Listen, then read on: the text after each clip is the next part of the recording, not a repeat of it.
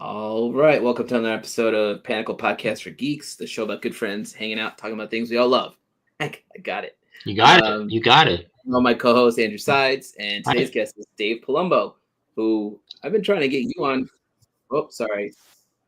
Oh, playing here. Finally got Dave. I've been trying to get Dave on for a while.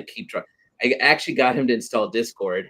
Yeah, And just in time for us to switch. I think that took like 2 years. I think Yeah. you sent me that follow-up recently, like, hey, do you want to get on the show? And I looked, and the last message I had was, yeah, I'm going to get on Discord. And it was from, I think, 2023. So Yeah.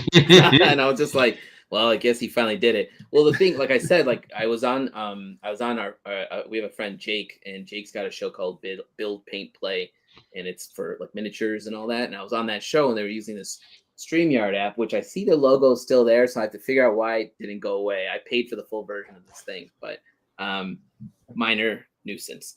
But like you saw how easy it was. I just literally sent you a link.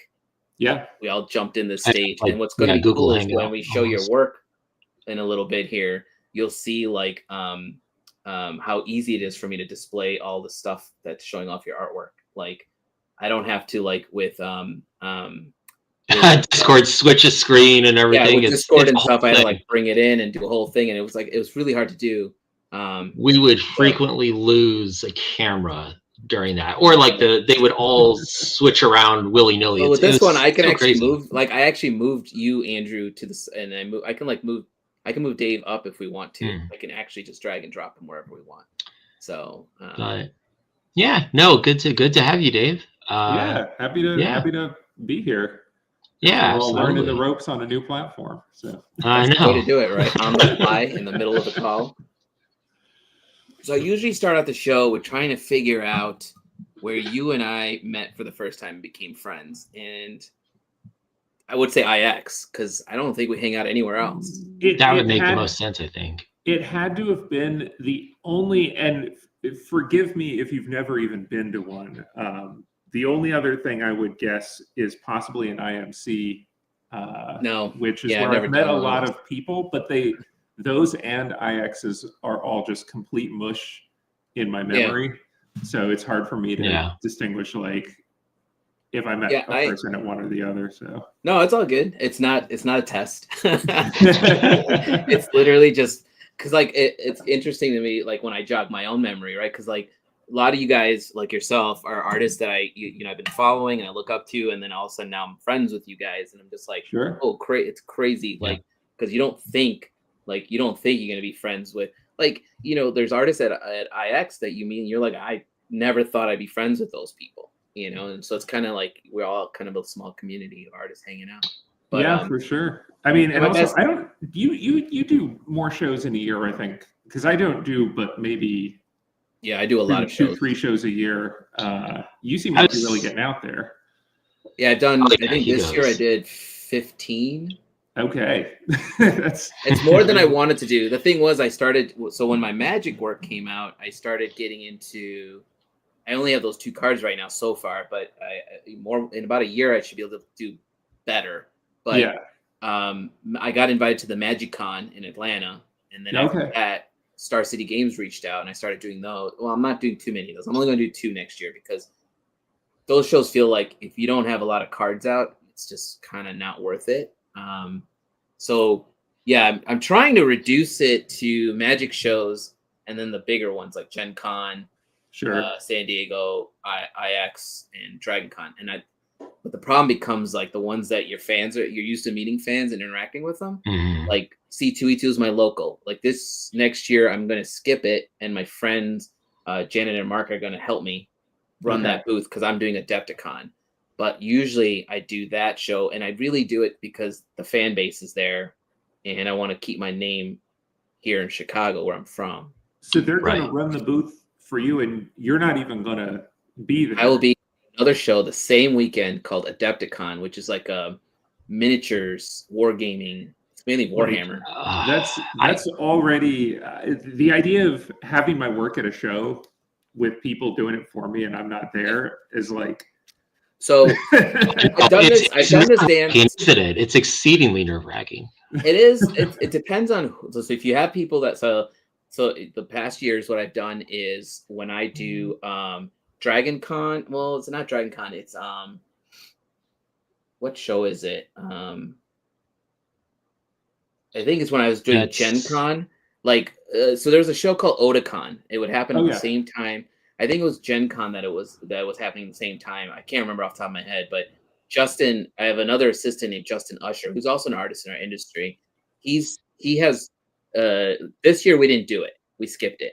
But last year and the year before, he flew out there while it was Dragon Con, I believe. I was at Dragon Con, he was working that or whatever. Either way, it is a headache because you're like shipping stuff to him. Right. Like, maybe I was at San Diego. Either way, he was there. I'm working a show and he's like, him and I are interacting. Like I would ship all the stuff to his hotel and then he would wheel it all in. And I was part of a bigger booth. There's a friend of ours named Morris who has like 12 booths at this show. So, you know, if you're kind of relying on your friends and you're trusting these people, like, so Morris would help him if help was needed, essentially. I would never, like send anyone I didn't know to work my booth because or anyone that doesn't know my stuff, right? Like so like Janet and Mark really like my work and they can and in turn speak to it as such, right? You don't want like somebody who's just kind of working for you because no, I hear you. I think I've never even been good at just having help in the booth when I'm there. Like there was 1 year when I was still doing San Diego, so a ways back, where I brought someone out with me, and almost immediately I was like, "Just go enjoy the show," you know. Just like let them run. I'm just so not used to like delegating or you know, having someone else. I'm so used to just being like a total one-man operation that so what shows do you normally do then, Dave? Like I saw your work early last year at the Orlando Art Expo because that's like local to me, and I was visiting some other friends and stuff, and I happened to see, like, I didn't even know you were going to be there that year, and I saw your work like across from Jason Engel. And but like, what other shows do you normally do then? If you do, like you said, you do like 2 or 3 shows a year. So I always do IX. That's my local show. I actually just a few years ago moved even closer to where that takes place, to the point that I don't even get a hotel room. I just come you just drive home in my own house every night, which is amazing. Highly recommend it if you can ever do that at a convention. Yeah, well, you said that to me this year when we were there, and I was like, "What?" I'm like, "That's kind of nice." And I don't know what happened. I went to check into the hotel that year because I was gonna just stay for the weekend so I could like do the showcase, just go up to my room and go to bed, you know, not have to worry about if I wanted to have a drink or whatever, just be up late. And I go to the front desk to check in, and the guy's like, "Yeah, we don't have a reservation. Can you show us your confirmation?" And I'm like, "Oh, you know," I'm realizing, looking at my phone, I never even booked the hotel. And and then I'm like doing the math in my head, and I'm like, "Well, it's half an hour to drive home." And I'm just thinking, that's like, not bad. I'll just drive home. This is going to be fine. I'll save a few $100s. And so I just said to the guy, I was like, "Yeah, no, don't worry about it." And he's like, he's like, "Are you sure?" He's just like, I guess. Yeah, and then after that, I was just like, "Oh, I guess I'm just not even gonna bother with that." But so yeah, I do that show. OAX last year was my first year being there. I'm coming back this year. I'm gonna try to attend that. Actually. Oh, really?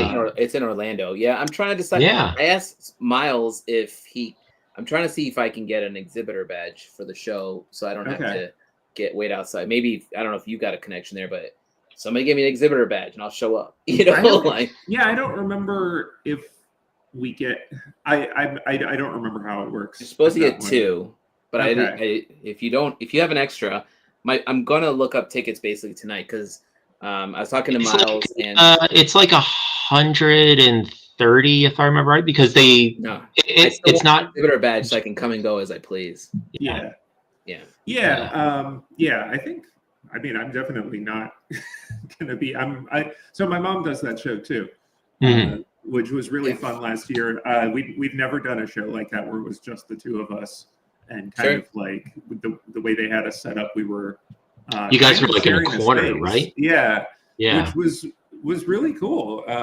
And so, yeah, it's going to be just, as far as I know, just the two of us going down this year. So nice. Yeah, it was neat seeing like you guys are like like one of the first people you see going in. It's like you guys on the right.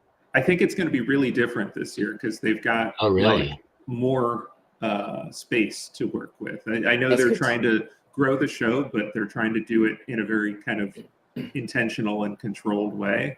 So I think they're just expanding a little bit each year to kind of make sure it still maintains the vibe that they want to get, you know. Right. But yeah, so those two are kind of like, assuming that I can continue doing OAX, I mean, those two are my like shows that I really want to be at. And then if I happen to do a magic event, you know, I did Dragon Con. We saw each other at Dragon Con a couple of years ago. I don't think I'll be bringing that into my regular schedule. That's one of those shows. It's like, for me, I've been doing it for so long. Again, when you have the regulars that come by, you know, yeah, it is a show. At some point, I'd like to not be driving to Atlanta, honestly. Yeah. But I actually, you know, once I got my spot in the vendor hall, it's been a little bit more worth it for me. Yeah, that's like the big show, right? Yeah. That's what people have told me, is that is, if you want to go there and make some money, like that's the vendor hall is just nonstop. It's busy. The problem with the art show is it's busy, but you're relying on people remembering you're there, because people are like, oh, there's a whole show at the bottom of the Hyatt, which is like, which, and because of the way that's all broken up, for anyone who's not been to Dragon Con, it's in different hotels, and it's an enormous show. But like for me, we're in our little basement of the Hyatt there. And I didn't see any of the rest of it. Like I never even saw, I don't know what the exhibitor hall looks like, you know, and people kept telling me like how big it is and how busy it is and everything, but I never even went in whatever building that's in. So it's America. Yeah. So it's 2 blocks from the Hyatt. You basically walk out the main doors of the Hyatt, take a quick left, and then a quick right on the first street you come to. Yeah. And it's 2 blocks. It's literally a block up from there. There's 2 buildings. They call them America Smarts. There's 1, 2, and 3. Yeah. 2 is 4 levels of vendors. It's massive. That's so like, so is that the one that's also known as like the Whalebone Ribcage Hotel, or? Oh, I think there's like a thing that connects it. Maybe that's the Whalebone part of it. No, it's like I think. Oh, you're talking about the hotel? That's the Hyatt. Oh, that's the Hyatt. Okay. You've seen the inside of the Hyatt in like what movie was that? I feel like they used part of it for the Loki show. I remember in Mindhunter. Maybe. It is in that. Yeah. I think it's the same hotel. It's got an interesting vibe to it, right? Yeah, it's. I think if I'm remembering right. Well, so I've been to that show once before, and it was back in maybe like 2011. That sounds about right. And it felt big. So when I was there that time, I was able to kind of go and see things more. But it feels like, from what you're describing, like it's expanded so much. Like it sounds so much bigger. Where the art show used to be part of the America's Mart, I guess, until it moved to the Hyatt. And the Hyatt, you know, that ballroom is huge now. So, you know, they've added a ton of artists in there. And if people get to us, you're like, it's like being in the showcase at IX, right? It's probably 3 times the size of showcase. But if you go to the America's Mart, which is where everybody usually spends their time, like it's like the first 3 levels are all vendors, and then the very fourth floor is something called Pop Alley, and Pop Alley is like where you would basically like all the stuff you've been doing for like Marvel, would thrive in Pop Alley. But I don't even bring any of that stuff with me to shows, because like, why not? It would legally sell. I know people do it, but I don't know. I don't do it. You don't like making money? That's what I'm hearing. Legally, I can't. And you can't. Okay. Yeah,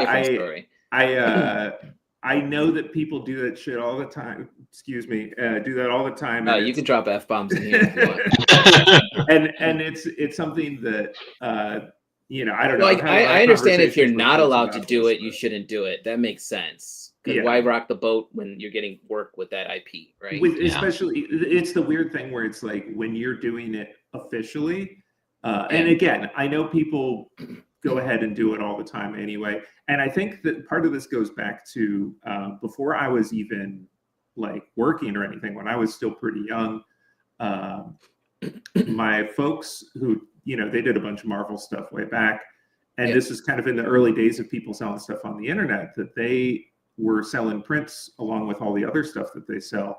And they got in some trouble with Marvel over it. And it was all resolved amicably and everything. But I think that really did kind of like leave an impression with me to not do that. Yeah, that's understandable. Antagonize someone that I want to continue having a business relationship with. I mean, I get that. Like, even with the stuff from Magic before, like I was like, I know you're allowed to make prints and then playmats, but I also sell my stuff on metal, you know? Oh yeah. And I was just like, it's a metal print. Am I allowed to do this? And they seemed fine with it. And when I brought them to Atlanta, they were just like, yeah, that's fine. Like, it's just, you know, 11 by 17.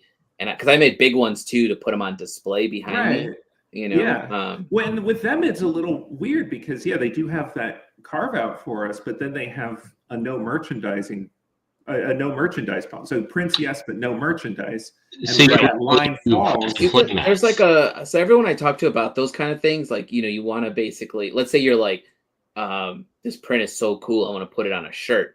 Like, you want to ask, and if they say no, clearly no. Like, don't just do it and assume it's fine. Yeah, and I wanted to make stickers. I think this was when I was going down for Dragon Con a couple years ago. I wanted to make stickers of Fibblethip just because of the totally lost, you know, meme. Yeah, that felt to me like it would be a really fun sticker because you could put him all over the place. Anywhere. All over the place. Yeah. And I did go to pre-clear it with them, and they were like, absolutely not. So, why they gotta get stickers? I always assume they want to make the product. Yeah. I was gonna say it could even be a thing as like simple as like we have that license with someone else, so you can't. Yeah. And what we ran into that a lot with when I used to do like collegiate work back in my day job and stuff. That was a whole thing where it's like we could design. This is like such a shiesty move thing, but we had to design stuff for sleepwear because that's the only license that was available. Because, other licenses were for like Nike or whatever, like Nike or Under Armour had like the daytime apparel stuff. But the client though would basically be like, "We're designing a sleepwear tee," and it's like, "Is it really a sleepwear tee?" And he's like, "Yeah." He's like, "But this has like 4,000 rhinestones on it. Can it really, realistically, no one's sleeping in this thing?" Right. But it's like that's the license he had. Like it was also like import taxes and stuff at the time. It's like that was the cheaper thing. Weird. So it could even be something weird like that where they're like, we have stickers with someone else, so nobody can make stickers. You're dealing with the legal department of some, you know, billion-dollar corporation. They don't give, you know, they don't even know who we are, you know. Right. So which is why, again, like going back to the original question of why not just bring some prints to a show. I truly think that it benefits everybody that artists sell prints at conventions, like including the company that's getting tons of free publicity and advertising and all this out of it, you know, keeping the brand vibrant. But I just don't do it. So I mean, again, if you're allowed to do it, do it. If you're not, don't, because it's just not worth the risk. Yeah, I feel like in the Magic stuff, playmats, I think the thing with Magic, the thing with Marvel is like almost every character, you'll find somebody who loves those characters. Yeah. But with Magic, it's so specific. Like again, more of my cards will come out in about a year, but with the 2 cards, I have 1 card people love. The other card, they literally walk up to your booth and they say, "Love the art, hate this card." Yeah, I mean, I've built my career basically on that. Kind of cards. Love the art, hate the card. Yeah. At this point, I've been doing Magic for I guess I'll be coming up on 18 years. Holy crap! Wow. All right. Which is wild to me, and it's really been just a handful of pieces that I've done that have any kind of like general lasting awareness, I think. And it's only been recently that I feel like I've started getting decent assignments. And sure. I don't know how any of that stuff works, you know, but yeah, no, it's something that you feel very acutely when you're selling an original or bringing prints to a show, or even just doing a signing or something. The difference between someone who's got a bunch of powerful cards or a bunch of popular cards, you know, or someone who's been working a long time, but their stuff is more just kind of, you know, background. Yeah. And because of it being a constantly evolving, living thing, that game, also sometimes something that nobody gave a crap about for 10 years is all of a sudden useful again. It just takes one person to find a way to, I've seen that happen when they're like, oh, this card's coming back. I'm like, that card was no good. And you're like, it is if you combine it with this new card. And like, oh my God. Or there's some new format that is like, all of a sudden this card's useful in this new format. And yeah, I was at an event in Pittsburgh back in like August or September or something. And yeah, there were a couple of cards that I signed a bunch of that I was truly surprised. I was like, it would never have even occurred to me that I would see anybody bring one of these up to me, because it was something I painted 15 years ago and just seemed to be like, whatever, you know. Whatever. Yeah. Resurged. Yeah, like I signed a bunch of Aaron did a commander of me, basically. Okay. Yeah, this one. Yeah, it hurts. Is it sitting here? Yeah, here. It's basically Satya from there he is. Yep. Okay. And it's like, and then they used me as a reference again. That'd be me. So people keep coming by to get these signed. Let's see if there's one with less glare. But if you look up Satya, like you'll see that's my face, that's me, that's my beanie, my look. But like when he painted it, like we had no idea. I don't think he knew what it was going to be. It was just he needed a reference of an Indian guy, and then here I am. Right. And then literally like a year and a half or 2 years went by, and they announced this thing, and a bunch of people send me this photo. They're like, "Is this you?" And I'm staring at it like, it looks like me, you know. And I'm like, because I totally at this point don't even remember doing the reference shots, right? And I'm like, right, because it was like ages ago. Me. Yeah, and then like, wait, like what?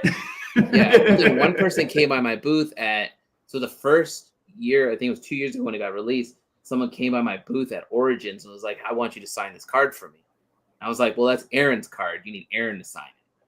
And then she's like, "But I want you to sign it because it's you on the card." Which I was like, "That's cool." I messaged Aaron and I was just like, "Hey, are you cool with me signing this for you?" And he was like, "As long as you collect money, because it's like get paid for your signature." Sure, yeah. And so I thought that would be the only time that ever happened. But I think to this point, up until MagicCon, all the way until MagicCon Atlanta, I think I've signed over 60 of those cards. Wow. Yeah. What happened was there was a Reddit post where somebody was like, "Hey, the guy who just painted the new Terramorphic is also the reference model for this card," and that thing blew up because people were just like, "It's a fun story." Yeah, it's a cool story. What's funny is right before Gen Con, because people were messaging in that thread like, is his beard that long? Are his arms that big? Is he single? Is he single? Wasn't asked multiple times. And I was just like, this is gonna get problematic fast, you know. Like, but people kept coming by to get it signed, and then I'd be like, Aaron's 2 rows away from me. He was literally like, you could see like him and Tyler were like right there, right? Right. So I was just like, go over there and get it signed by Aaron. So they would like, I think some people one guy had him sign it, and then had me sign it vertically on the side. Okay. Yeah. So it's kind of a cool thing. And yeah, like you see, like, I don't know which one of my cards will be popular. I hope one of them takes off, you know, and because I've seen artists who have like 1 or 2 really good cards, and they have like a whole roster of cards, but those are the 2 cards they're signing the whole time. Yep. Like, you know, like I worked, Steven Belledin was on the show 2 weeks ago, and I worked his booth at MagicCon Chicago this year and the year before. And, you know, he was constantly signing like his Mox cards, right? Like those were people keep stopping by for those. Period. What's that one also with the spine? I forget the name of the card. It's like, he's got to have signed like a million of those at this point. He's got those, and then he's got the Evolving Wilds. You know, he's got so many cards, but like those specific ones, his APs were just like moving, and I was just like, and I think I mentioned this before. Like Magic fans are like, they're like the best kind of fans because they don't care about the cost. They care about it's a little bit of a collector mentality and a little bit of like the love of the art. It's both, right? Like they won't just buy a crappy card, I don't think. Yeah, I think I've run into all kinds. And again, because I don't tend to have a lot of history being on really powerful cards, like I meet a lot of the Magic fans who are like, I just love the art. It doesn't matter to me what the card does. You know, but there's definitely plenty of folks out there who they love the art, but it has to be something they play in their deck or something like that. You know, right? It's like a weird experience being an artist in a field where the art is so important, but at the same time, you are not in total control over, you know, the value of a painting. It depends more on what some other person decided to do.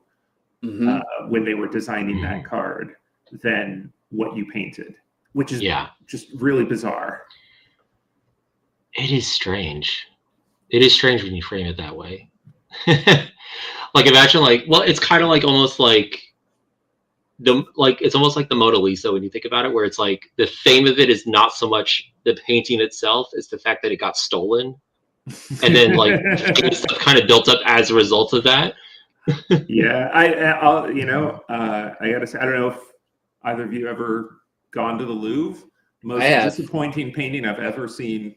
Dude, it's like this tall, and you can't. Isn't there like a Bernini or something like right next to it, and everyone ignores it, even though it's like there's Bernini or whatever. There's tons of really. It's off to the side. The coronation of Napoleon, the oh my God. Mural is I think like just in the next room over.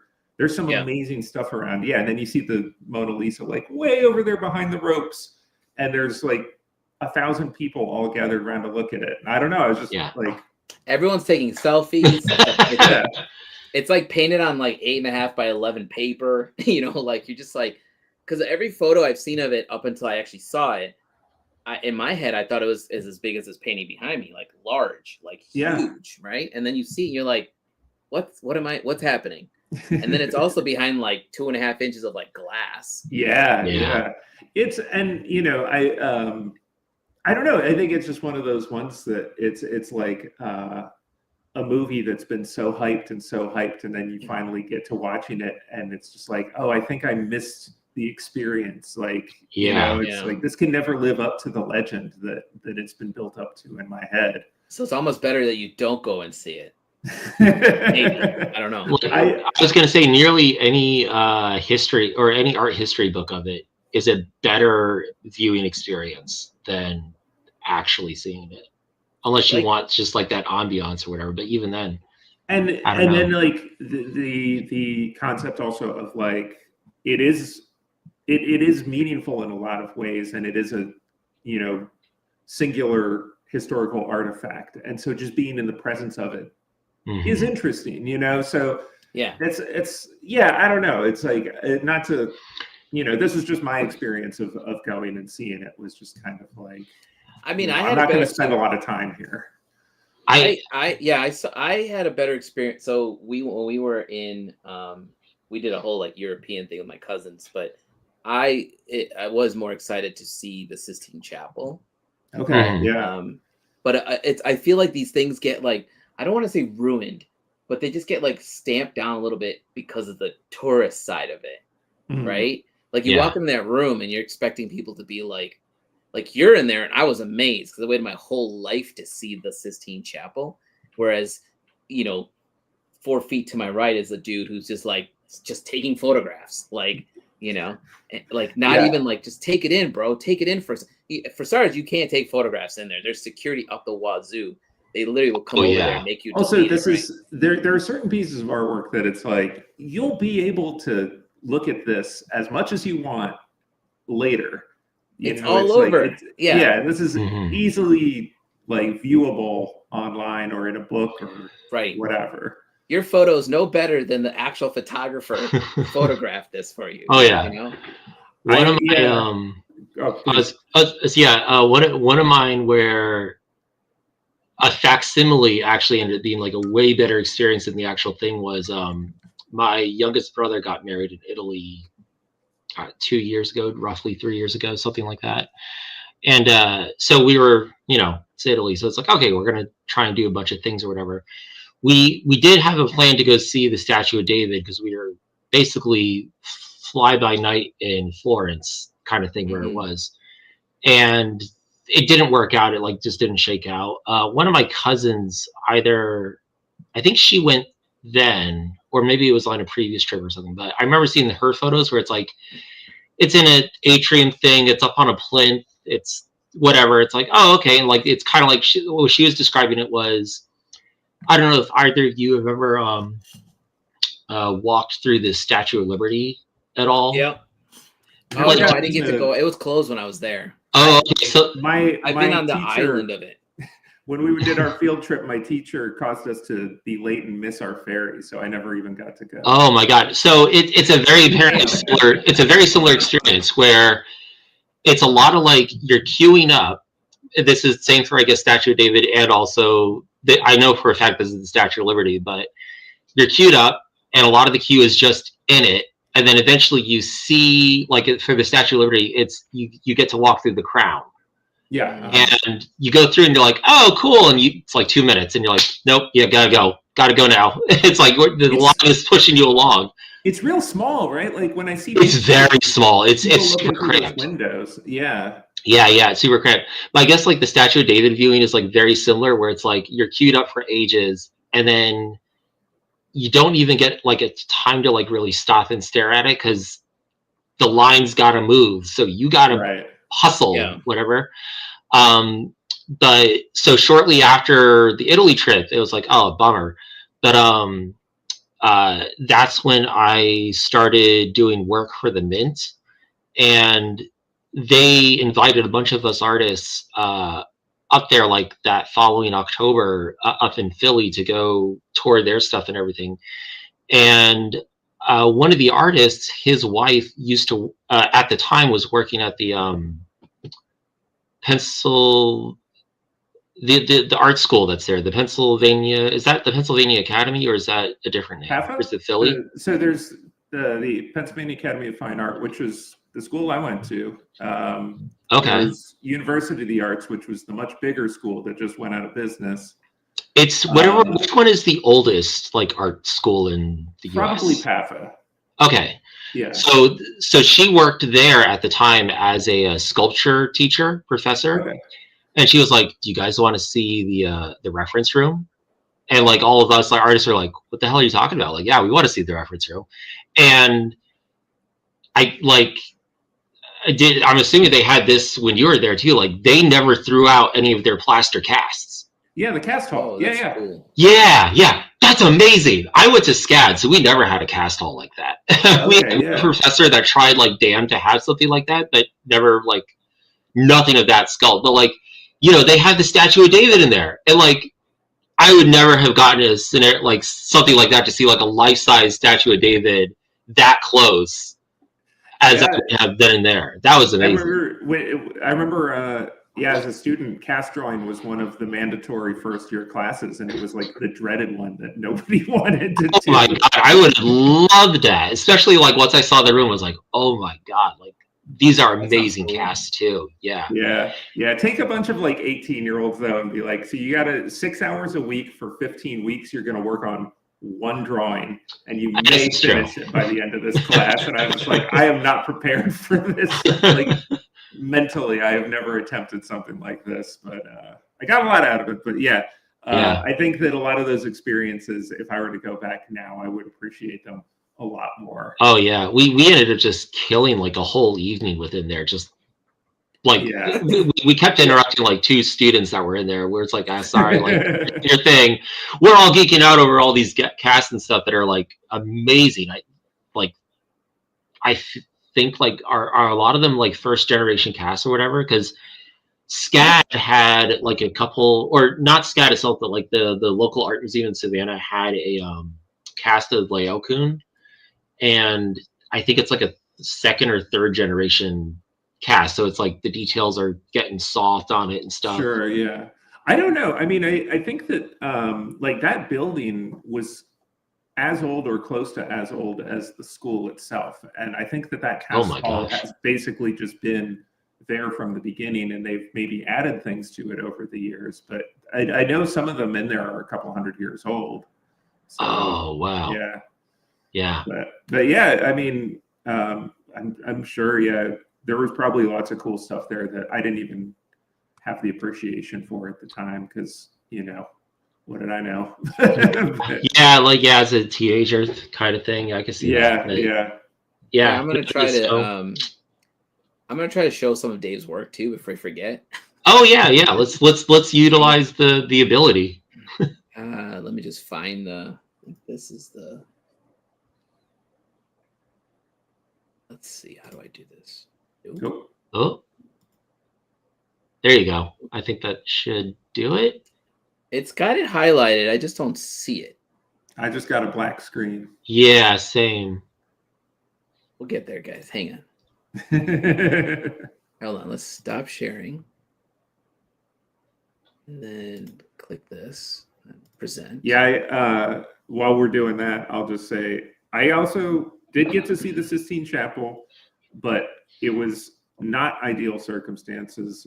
Besides the crowd that day, because you gotta like get your tickets in advance, and so we had bought tickets, and then the night before we were gonna go, my wife lost a contact lens, and oh no, it was like this mad scramble. We found, like, we were able to get her prescription sent to us by her eye doctor, and found a place that would just over the counter sell us replacement lenses. But we were like doing all this stuff while we were missing our appointment window at the Vatican. And so by the time we got there, we were trying to catch up with my family. And so my wife and I basically just ran through the entire Vatican. And I just remember running through these like elaborate gilded golden hallways full of I don't even know what.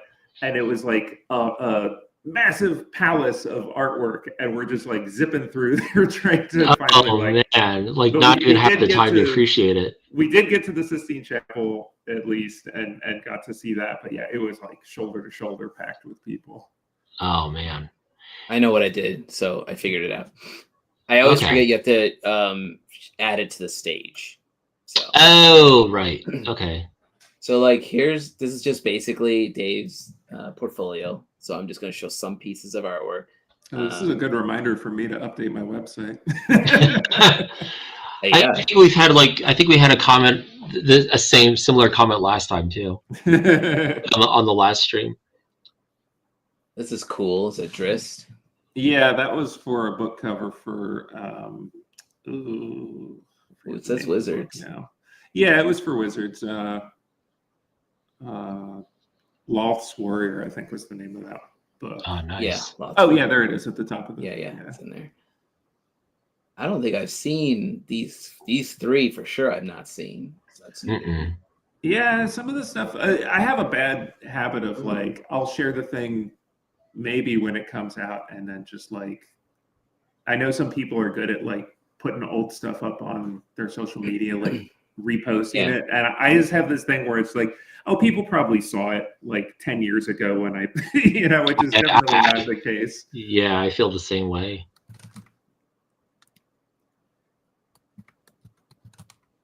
Oh, I love that one. Yeah, I really like this. The one on the left. Oh yeah, so I'm totally familiar with this. These, for Court of the Dead?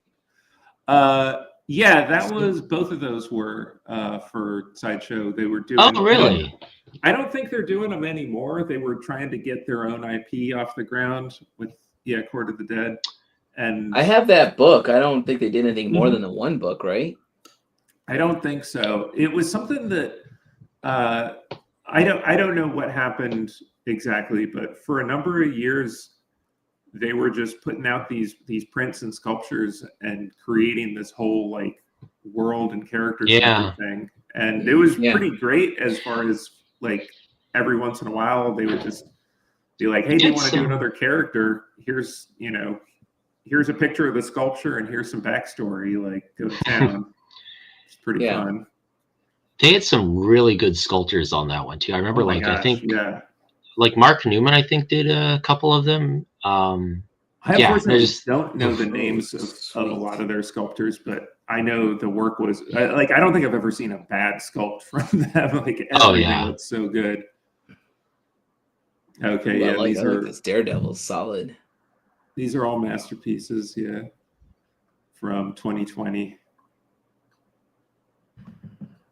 Cool. These are great. That was truly a milestone kind of moment for me getting to work on this set. This is cool, Cyclops. I actually had a whole discussion about Cyclops with some of my cousins over there. I was talking to them at Thanksgiving about how his optic blast. It's so geeky because I'm like, bro, his eyes are actually firing off kinetic energy from another dimension. Yeah, I was gonna say, do you know what the dimension is called, Alan? I forget. It's the punch dimension. Oh, the punch dimension. He's literally like shooting punches out of his eyes or what. It's so silly. He's just like his eyes are like an interdimensional portal that's just leaking it into our dimension. Is that? Yes. Yeah. Okay. Because like it started out by them saying, "Why doesn't he just light things on fire?" I'm like, it's kinetic energy. It's not right. Yeah.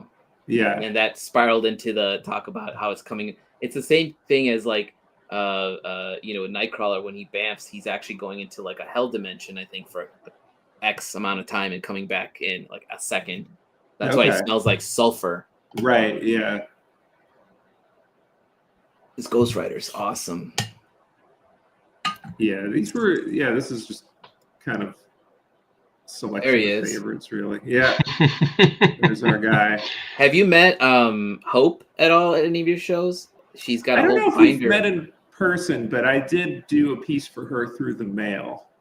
She's here in Chicago. I'm actually working on a piece for her. She commissioned me at Gen Con. Okay, yeah. And I've been, I'm not a traditional painter, so when I try to do traditional work, I'm like, take my time, and try to pace my way through it. And working on an AP is like so tiny, Yeah. Oh my gosh, yes. This is the AP I got from you at IX this year. Oh yeah.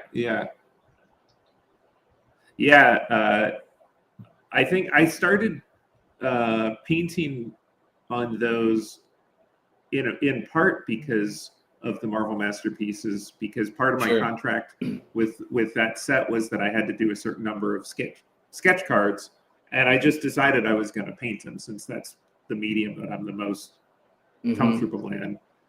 And it was kind of coincidentally like right around the time that painted Magic APs seemed to be starting to happen. So I actually, before I painted any of the Marvel pieces, I did a few Magic cards just to kind of test. That's cool. To see like, can I work this small, and have it still come out.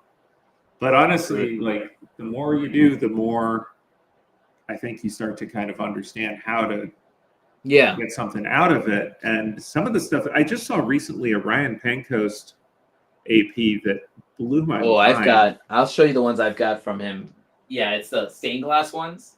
No, this was some type of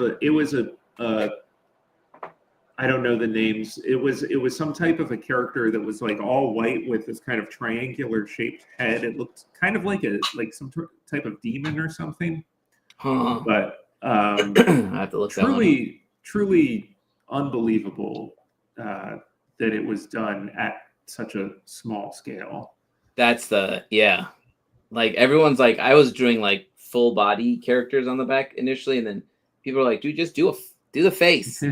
Or do a 3/4 shot. What are you trying to do to yourself? Yeah, this one was like a 3/4 that's a cool figure. one. And I'm always back and forth between that as well, where I'll be doing some portraits because they just look good, you know, and then I'll start to feel like I can put more of the figure in here, and then at a certain point I push it too far, and then it starts to just not work, and then I'm like, okay, I'm gonna go back to some portraits now. Yeah. So that's where I was. I did not realize how big that. Sorry, Alan. Can you scroll up a bit? I did not realize how big that Xenomorph painting was until I think you had that at Art Expo, right?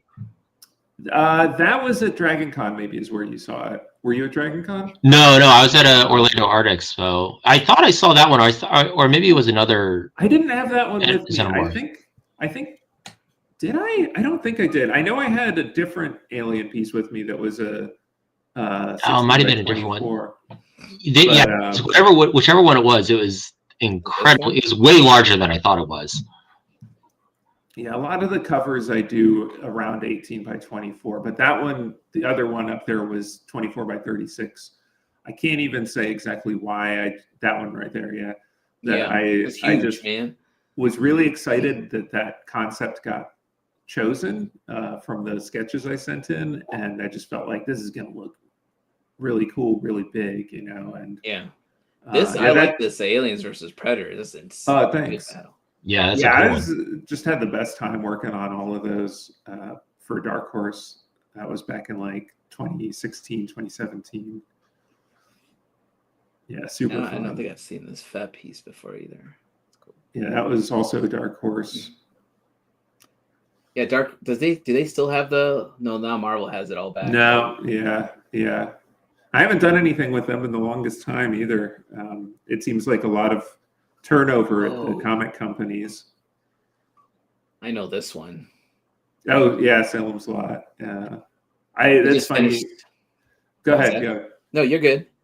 No, I was just gonna say it's funny. That one, I remember using that as an example when I was talking to someone about the importance of reference. And I think they were kind of like looking through my stuff on my website. And they were kind of like, well, so just for example, like, and they pulled that piece out at random to just be like, how is reference important to you here?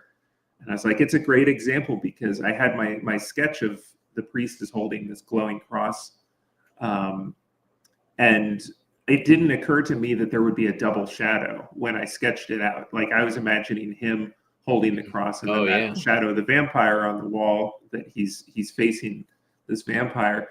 But then when I actually had the model holding, I just had somebody holding a little bare light bulb in front of them, and it cast that double shadow, and it just kind of made the piece. It was like that moment where it's like I knew this was gonna work, but everything just clicked into place. And, I don't know. I think those little details that you don't necessarily think of, but you're open to receiving when you're gathering reference or shooting reference or whatever the thing is. You find something that just like brings it all home, you know. I always like that one for that reason. It's a cool piece because he's a cool character. Yeah. Especially if you've read The Dark Tower. I actually haven't. Oh, well, this call's over. Nice talking to you. You should. It's one of my all-time favorite set of books. Most of I've mostly read like earlier King. Like I think I've read a lot of Salem's Lot is great. Stuff. I mean, it's one of everything he writes, minus maybe 5 of his books, lead back to The Dark Tower. Okay. I love the foliage treatment in this one. Like every time I see this one, it always reminds me of like Bernie Fuchs, like how he handles it. Yeah. Love that the Bernie Fuchs. The David Grove is another guy who did a lot of that really kind of washy, foggy color. Yeah, I like the way you work the clouds in this one. Oh, thanks.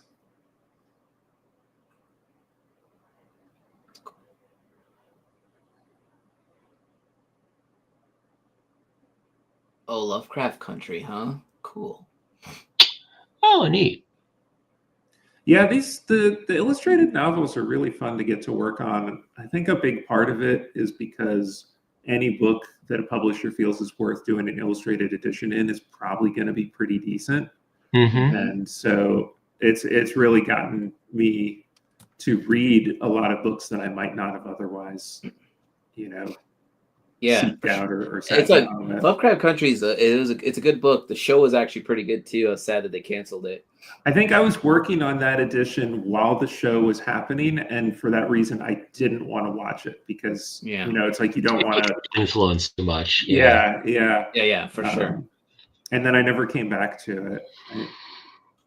I mean, they did a good job, and then they just, I don't know. Things get canceled. It always pisses me off. Sure. That was during a very weird time for. I mean, I say at the time, but WB still having a weird time. Yeah. Oh yeah, they are. So, what is the Ritual series? This is something that I started a number of years ago as a pretty much kind of unstructured project. I didn't really know what it was about or where it was going. I just had a bunch of ideas that seemed to kind of fit together and wanted to explore and work on them. And I'll go a couple of years and not really contribute to it. And then I just did a couple recently.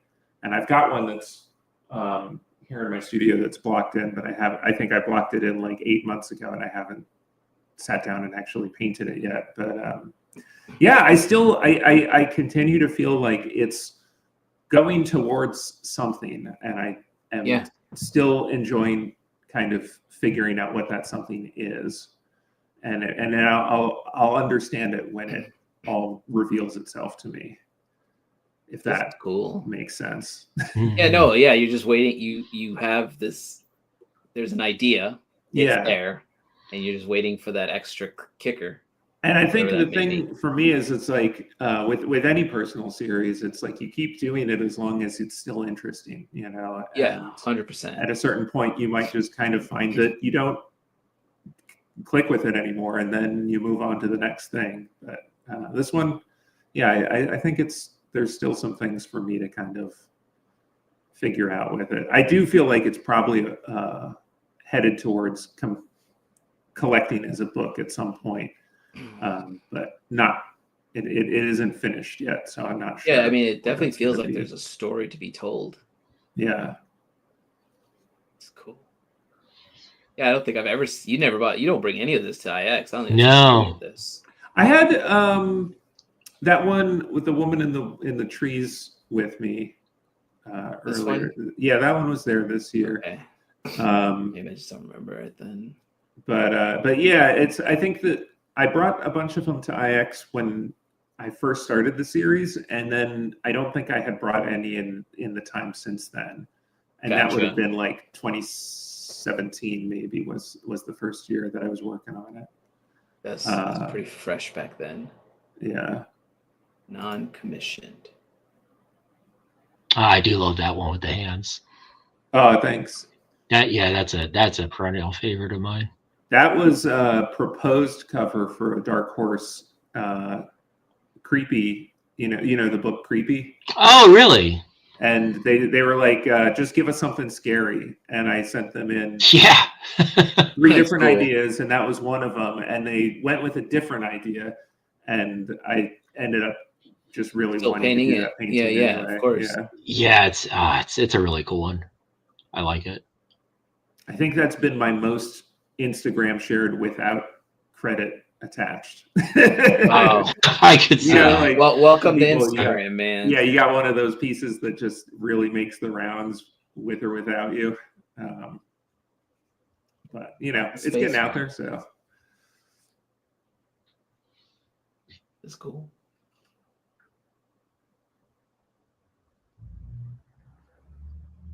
Yeah, some of these were done for gallery shows. Some of them were Is it supposed to be Link? Yeah, that was for a show in.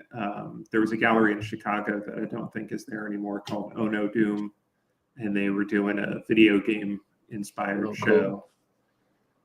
So have you seen the screenshots from the movie that they're working on? No, I haven't. I am not a video game guy. I really fell off hard after, I guess around like when I went away to school. My last system I ever owned was a PlayStation, the first PlayStation. And so like but the first video game I ever owned was Zelda 2, The Adventures of Link. And I loved that game, played it a ton. And so that painting was specifically a reference for that game, which I think is one that a lot of people don't really like, but it's got a special place in my heart. You know.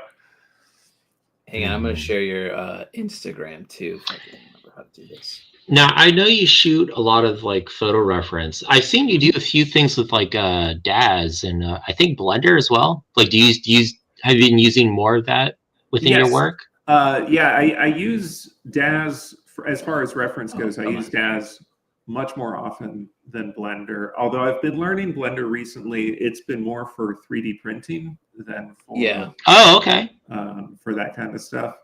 But yeah, no, it's the 3D models are super helpful for me. I feel like a lot of that comes from having spent so much time working with photo reference and also just like live models and direct observation. Everything makes it a little easier to kind of have the 3D model not look too plasticky, if that follows. Yeah, but DAZ has a very specific like skin shader to it where it just you can't do anything to fix it. Yeah.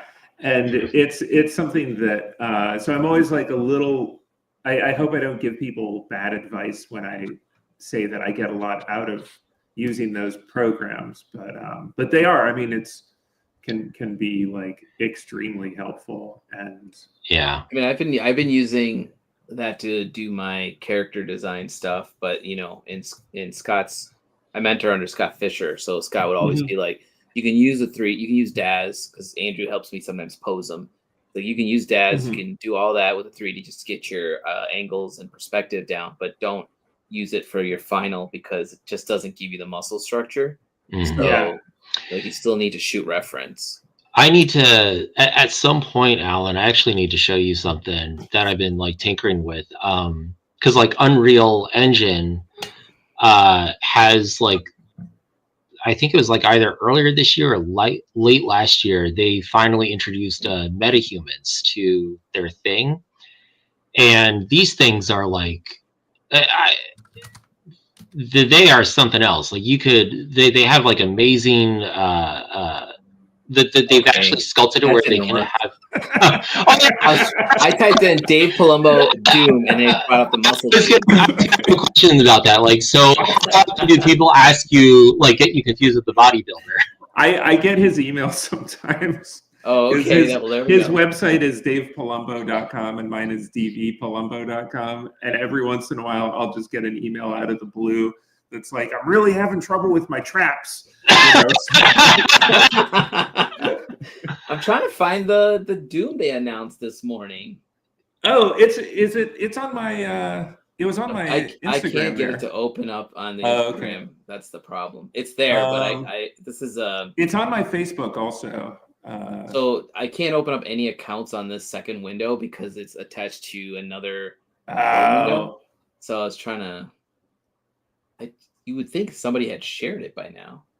Yeah, it's like I can go to your thing. You can kind of get a teaser of it, but I can't open it because I have to log in. One sec. Let me see if I can find it. And then I don't know if I could like just shoot it over to you, Alan. Well, yeah. Talk about like spending so many years with Magic, getting assignments that were kind of just like middling pieces, and then getting to do that Dr. Doom. I was stoked. You know, it was like when those assignments were going out. I'll do this search without the muscle guy. Yeah, I mean, Doom it's Doom, man. I'm gonna shoot it to you. Okay. It's the one with like Doom and then the other two like Doom bots behind him. Yep. 1 second. I'm gonna just send it through Discord. Oh, I will. Yeah, that's fine. I see Will Smith in the thread on the side here. Yeah, he watched me play some Magic on Sunday. I was part of a tournament, I guess a charity event against 3 other players. And I definitely thought I was going to just that's amazing. That you like just clean shop. I mean, I barely, okay, how do I bring this in? No, you tell everyone you clean shop. Not against these guys. Like I was like, there's a moment where I'm just like, I'm gonna be the first one to lose this match.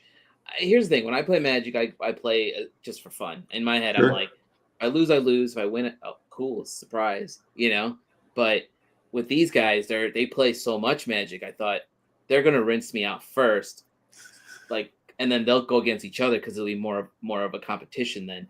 Because and they all have decks that they pre-built, like. They made their own decks, so they're already. I'm like, I'm one step under.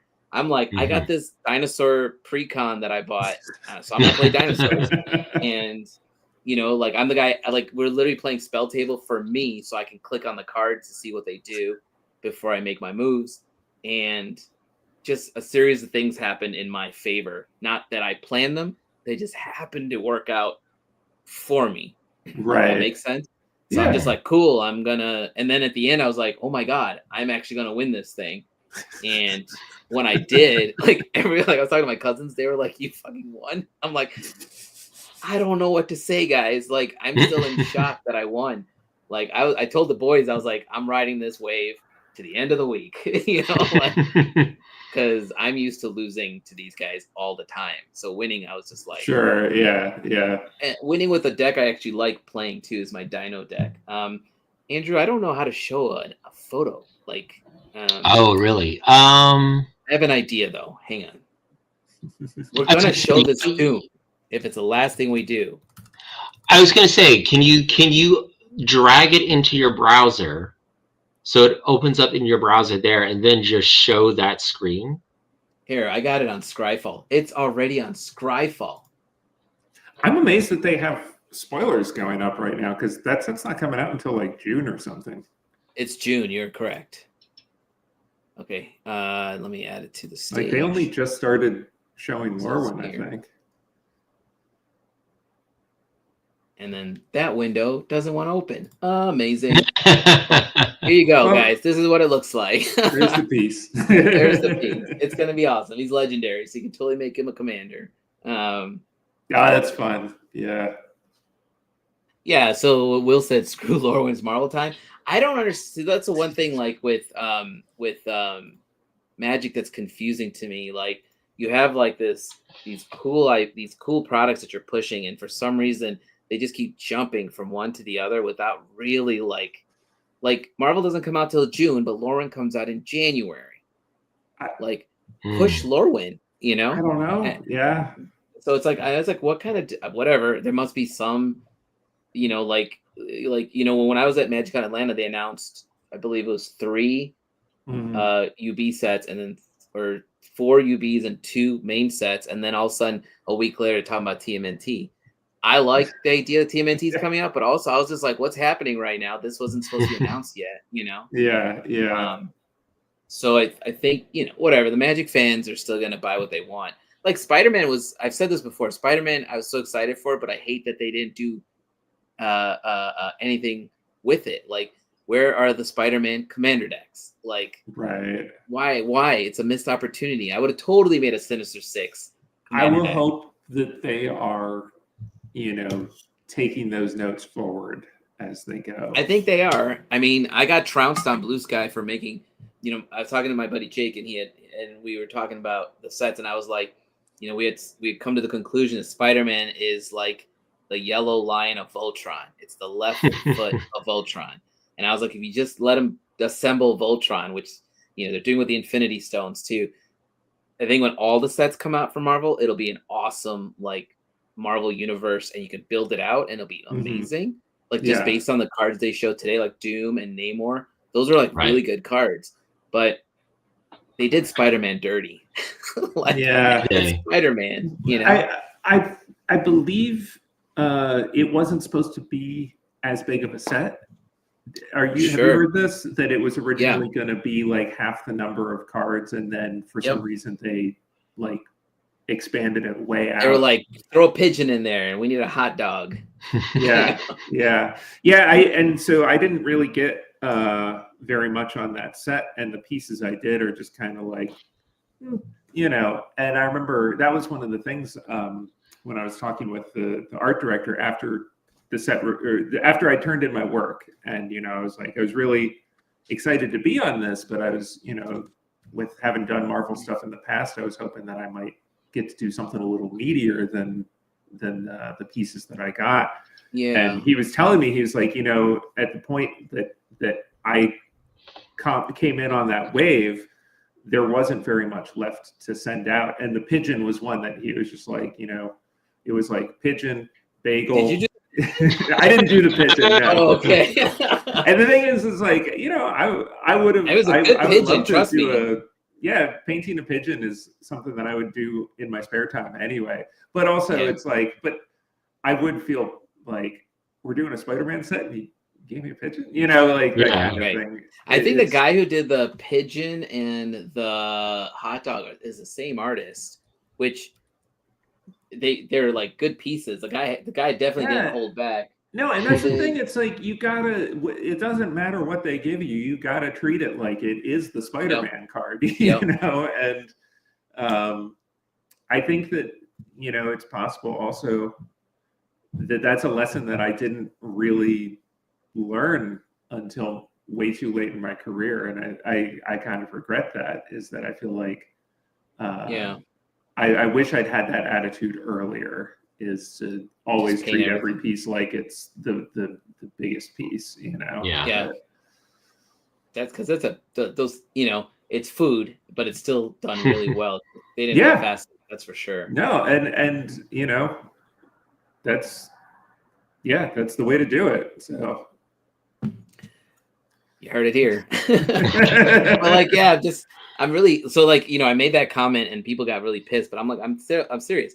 When the rest of these sets come out and all the Infinity Stones are out, you guys are going to just build these massive sets. Like I can make them. I'll probably so Joe Cameron, who played on Sunday, made an Eddie Brock Commander set. Like it was doing well, and then it got rinsed, and then it wasn't doing so hot. But you could tell where the buildup was going with it. But he did it with just the Venom card was the commander and everything else was whatever. But I was hoping was they would build a Spider-Man set for us, and I feel like that would have sold well. And who knows when the Marvel comes out in June, when these cards come out in June, are you guys gonna have Commander? I hope you have Commanders, or not Commanders, but pre-cons. Like that's how you get people to play the game. Like that's the other thing, right? I realized when I was working MagicCon Atlanta and talking to people who were there because they were promoting Spider-Man at that, they had like a Daily Bugle thing set up and everything was great.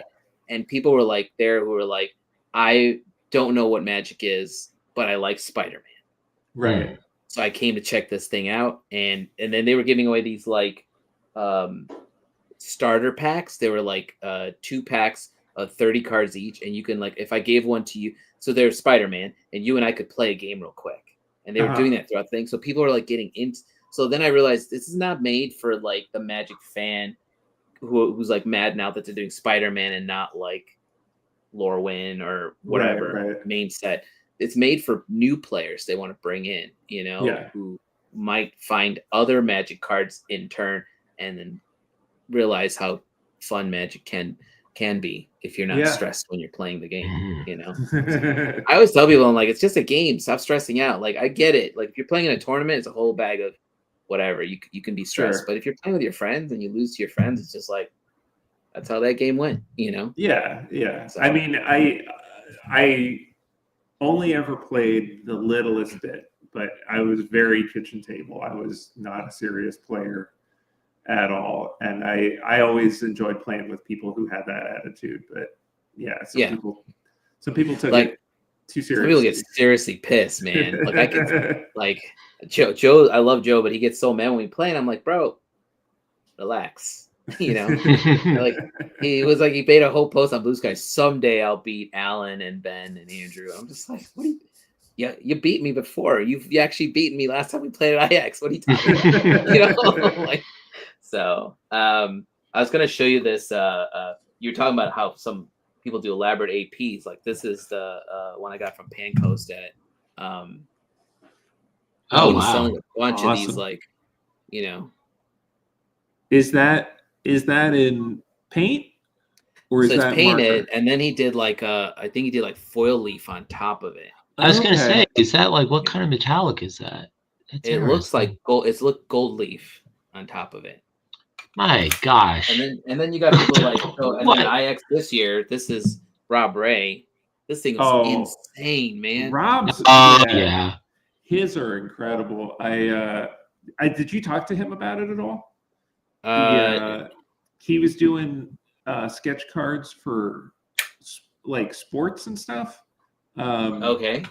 He was for Upper Deck. He was doing like baseball players and stuff like that, and it was like they would have him do like 10 paintings of the exact same image, and then those would get inserted into packs. Oh yeah, right. And he was saying it was like this kind of like a paid training course on doing miniature paintings. And that's how, yeah, because I was just like looking at the APs he had, and I was like, I don't understand how you're doing this, like, because he'll do recreations of the front of the card. Yeah, so this is a card. Well, this was he had a giant painting of this, right? And then I was looking at it. I was just like looking at the small one. I was looking at the painting. I was looking at the small one. I was like, "It's pretty good, man." Yeah, you know, like painted. I'm just like, whatever you're on, please share that with the rest of us, because I can't replicate one for one like that. But yeah, the sketch card thing reminded me of, like, you know, Miles does the stuff for Upper Deck too, and he was telling Miles Wool was like, you'll get better at these APs once.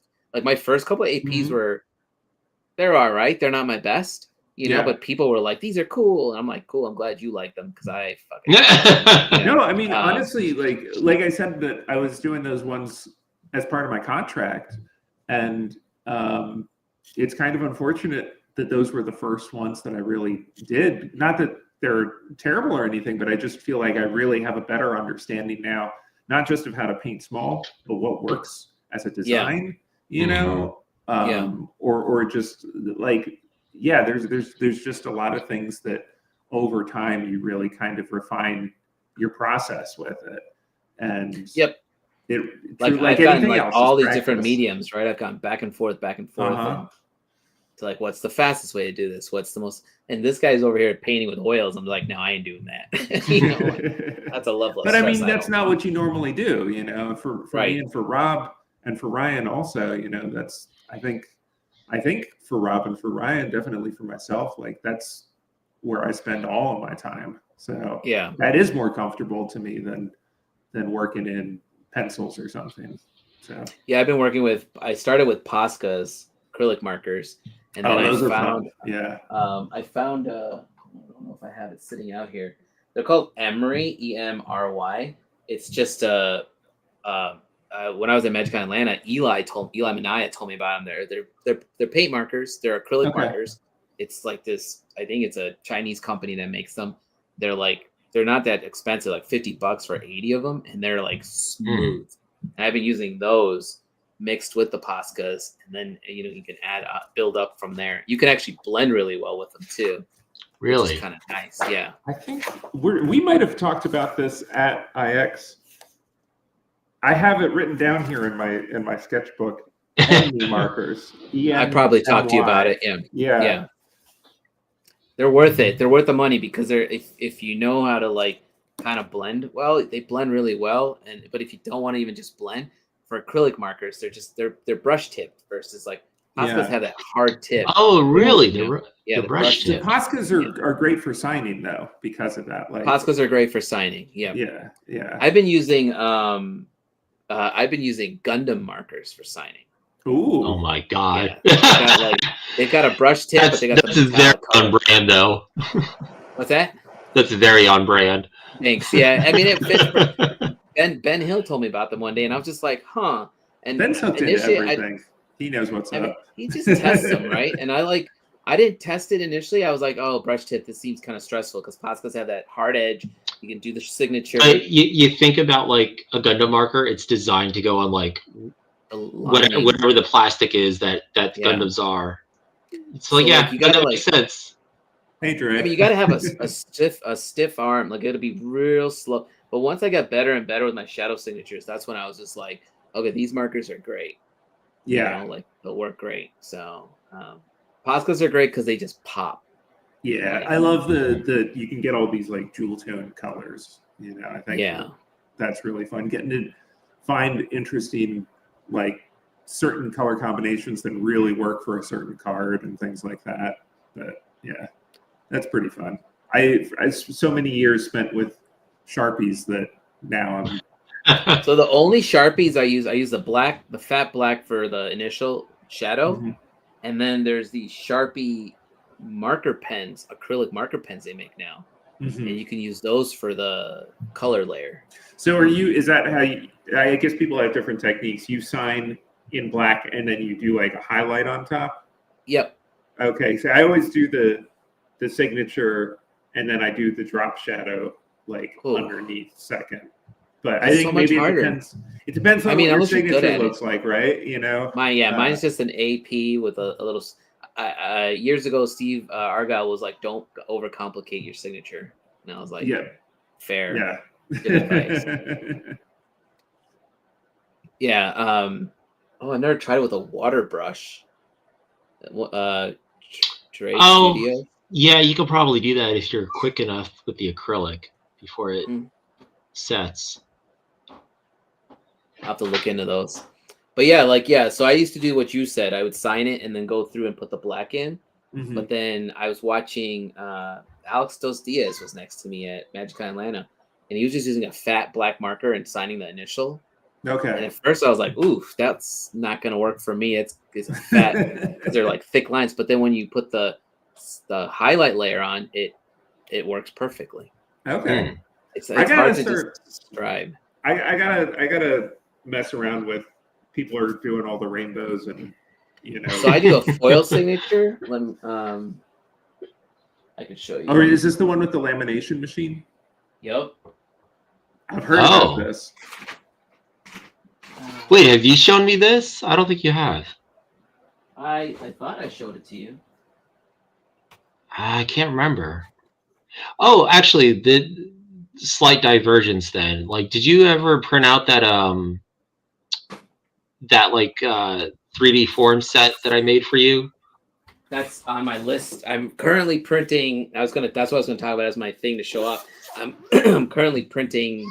I did that mermaid with a 4mm nozzle, and then I swapped it out with my friend yesterday to a 2mm nozzle, and it's taking almost 15 hours to print. So it's been going since like 8 o'clock this morning, basically. Well, I just got into 3D printing this year, but I really don't know a whole lot about it. I mostly got into it to make parts for cameras and camera projects. So it's been like almost entirely like functional prints that I've been doing. But so you have you have an FDM printer then, where it's like the plastic filament and it's extruding it out. Yeah, I'm using the Apressa and so. That's Go ahead. No, I was gonna say FDM is what I had a liquid resin printer, and then it's too hard with the fumes. I've seen amazing things that people do with the resin. I guess it's just because you can't such fine detail, right? Yep. Yeah. He's got one. Yeah, hold on. Let me. So this is the shadow signature. Okay. Oh yeah. Yeah, I can see with the It's hard to see, but like the Gundam marker gives it a little shine.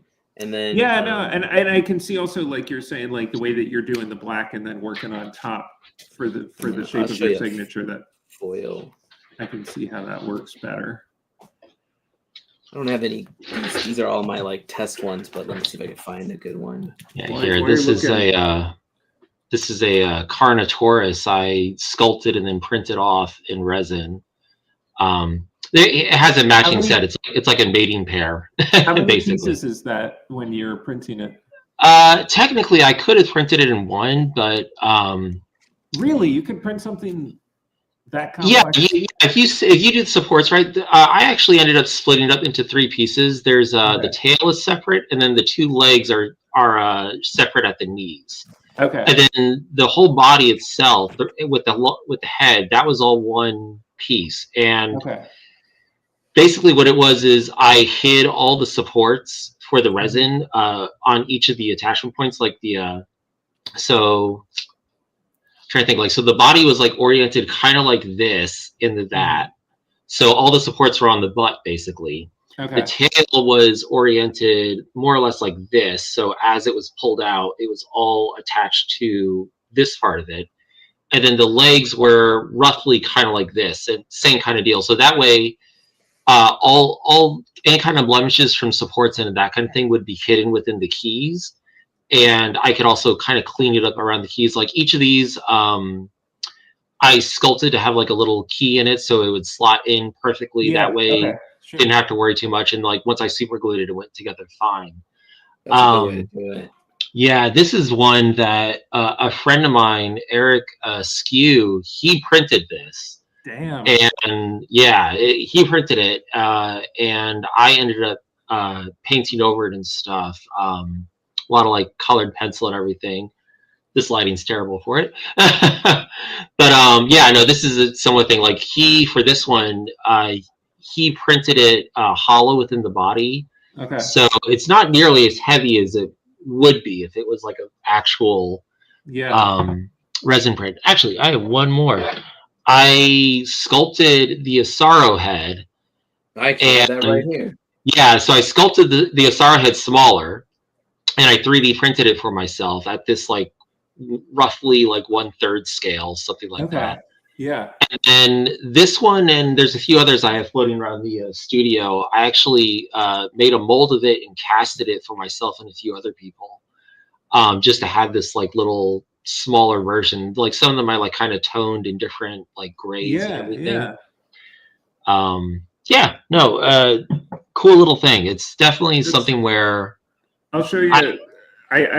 This is my first like fully designed and built myself camera. Oh damn! So designed and built. As in the body. So obviously this lens I didn't build that. Right. This is a large format lens for a 4x5 camera. And then on the back here, this comes off, but I've got a film back that takes roll film, but I could also take this off and put 4x5 film on here. And but yeah, just designing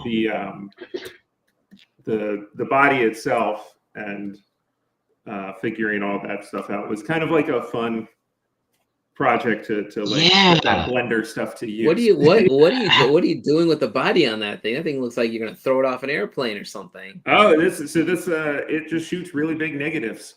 So, sweet. So I have a question. How many like prototypes did you go through before you kind of zeroed in on it, how you needed it to be? I think I only had one frame that wasn't quite right. I've been fucking around with other camera projects for the better part of a year before I felt confident to try something like this. And so I had a pretty good handle on a lot of what I was doing, but I still somehow managed to slightly mismeasure one thing that I ended up needing to adjust and reprint. But what I was really running into with the Pressa, this was taking longer to print than most of the things I've done before. And I would get halfway through and all of a sudden it would just like lurch to the side and then continue printing like 2 inches. Oh no. Off. And I finally figured out that it was just it was like picking up some kind of a vibration that would screw up its sense of where it was. And I think I've got that solved at the moment, but that was really frustrating when I was like printing parts and it would be like, like 3 hours into a print and all of a sudden and it throws it off. And I could I'd just be like here working and I'd hear it make the noise. And I'd be like, no, gotta Alan and I both got Centauri carbons recently from Elegoo, and I think the way they designed it, like it's when you watch it and actually basically like you can kind of see the whole box of it. It's like doing this little like it's like vibrating. It's like slowly vibrating in place. But I think they've kind of like designed it to kind of be like, yeah, it's supposed to do that because like it kind of compensates every single time it like shifts. It's on a desk in my garage, so when I go down there, one of the things I check to see is if it moved. Like, I don't want it to like vibrate off the desk, but it doesn't really budge. It's designed to like it's got like legs that are pretty solid. Yeah. And then, but the base itself, you can see it like moving, and you're like, I think I probably need to stabilize the table that mine is on better. Like I've got heavy things on the table just for ballast. Like I've got a bunch of like plates for dumbbells and stuff sitting on the table just to like absorb some of that. But sure. This makes me think of though when we were at IX, you know my brother, I think, right? Yeah. Tony? I actually bought one of his. I own one of his the crazy holograms? project. Yeah. Did he tell you about his hologram setup? Yeah. I don't know the setup. No, what? So my brother just earlier this year got into making holograms, and I don't know what got him onto this. I think that he was on something somewhere and learned that that's a thing that you can make at home, and you don't even really need that much as far as like special equipment or anything. And I can't when you say like make a hologram. Here, I'll show you. I was gonna say like what are we talking? Let's see. So you can I don't know if it's gonna show up on camera. It might not show up on camera. Okay. All right. So like the old. Can you kind of see that lady? Like the old, like, oh my god, for like the old things from like the 90s comics and stuff. And the way this works blows my mind. So Tony is also really into photography, and you know, the two of us, between us, we've got a lot of weird, random old analog cameras and stuff. And so when he told me he's doing holography, I think is the right way to say it, I assumed that he was using that stuff to do it or something, because it's like you're shooting it on this hologrammatic film and everything. And it turns out there's no camera involved. There's no lens involved. It's just the film and a laser. And the laser shoots like through the film, and then on the other side of the film is the object that's being photographed. Which is like a sculpt he did. Yeah, the laser hits the object and reflects back through the film again. And somehow that process, but this is all, of course, done in like complete and total darkness. And that process records on the film the hologram, and then you run it through its chemicals to develop it. But because his laser is the normal, like the amount of power that a regular person can own a laser for, like without spending thousands of dollars, his holograms will take like several minutes of exposure before it gets enough light to record the image. Yeah. So he was building in his basement this setup to make these holograms, and he would just be like, "Yeah, I just went and bought 300 pounds of sand from Home Depot, and I got some tires." And he's just like finding all these different ways to minimize, because if it vibrates even the slightest bit, it'll ruin it's like messed up. It won't even be like blurry or anything. Like it'll just be like nothing, or it'll have some kind of really weird artifacts that don't look recognizably like what it's supposed to. And so it's like when I go over to his house to see his hologram setup, it's like you go down into this kind of like dank, unfinished basement, and there's just this pile of shit, like cinder blocks and buckets of sand and tires and stuff, with just like a little laser like clipped up on an arm, and like little brackets. So wild. That's cool. Yeah, and then he's been making sculptures and making holograms of the sculptures. So is it just one laser beam that's shooting into the film and developing it that way? Yeah. Oh my god.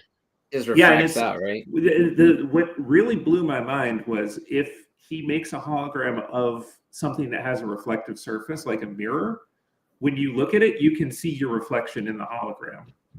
Oh, what? Which sounds like magic. I don't understand how that works. Dude, I don't even at all. I can't even explain to you how much that you guys can't see. Like this is a sculpt of a woman like literally looking at herself in a mirror, and it's like, well, I was gonna say, like, I grew up on. I can't even show this to you. You have to like come see it. Pepper Ghost and all that. It feels like you're looking around the corner, right? It's like yes, yeah. It's literally like, remember that scene in Blade Runner where he's like go around the corner and you see the fish scale, and he goes around the corner again. That's what's happening on this. It's nuts. Like, so I was at the show. I didn't even make it to that floor yet. But Kerm went and found me, and he was like, there's something that's going to blow your mind. I guarantee you're going to love it. Walk with me. And then I walk, he takes me over to your brother, and he only had like 5 of them. And Tawny and I are looking at them. And I was just like, do I want to spend the money on this? Like, in my head, I was like, I'm never going to see this again. I feel like this is never going to happen again. And she was like, and 2 of them had already sold. And then, I think 3 of them had already sold because Curran bought one. And then she's like, I'm going to buy this one. And I was like, there's only 1 left. I'm like, well, I'm going to take that one then. Because it's like, I feel like I'm never going to, like, hopefully he figures out how to make this a thing. But, you know, for the cost, I was like, I can't pass it up. Well, and also the materials he needs, like the film, and I think, I'm not sure about the chemistry, but definitely the film all has to come from Russia. Because that's the only place in the world. Lithuania, he said, stuff. Right? Okay, Lithuania. Yeah, Lithuania. He said the people that he found it from in Lithuania they refuse to ship it to him. So he has to like go there to get it, I believe. And I don't know what stuff is made. I told him, I was like, this stuff better not be radioactive. He's not going to Lithuania, but somebody's going to Lithuania, I guess. Yeah. And I've been like, it's been sitting in my office, like anytime it's been sitting face down because he was like, don't let it hit direct sunlight. And I was like, so like I gotta like hang it like here, like so the sun goes there. Like a frame with little doors on it that you can. I think I gotta do something like what Aiden does, where he puts little curtains on it or something. Yeah.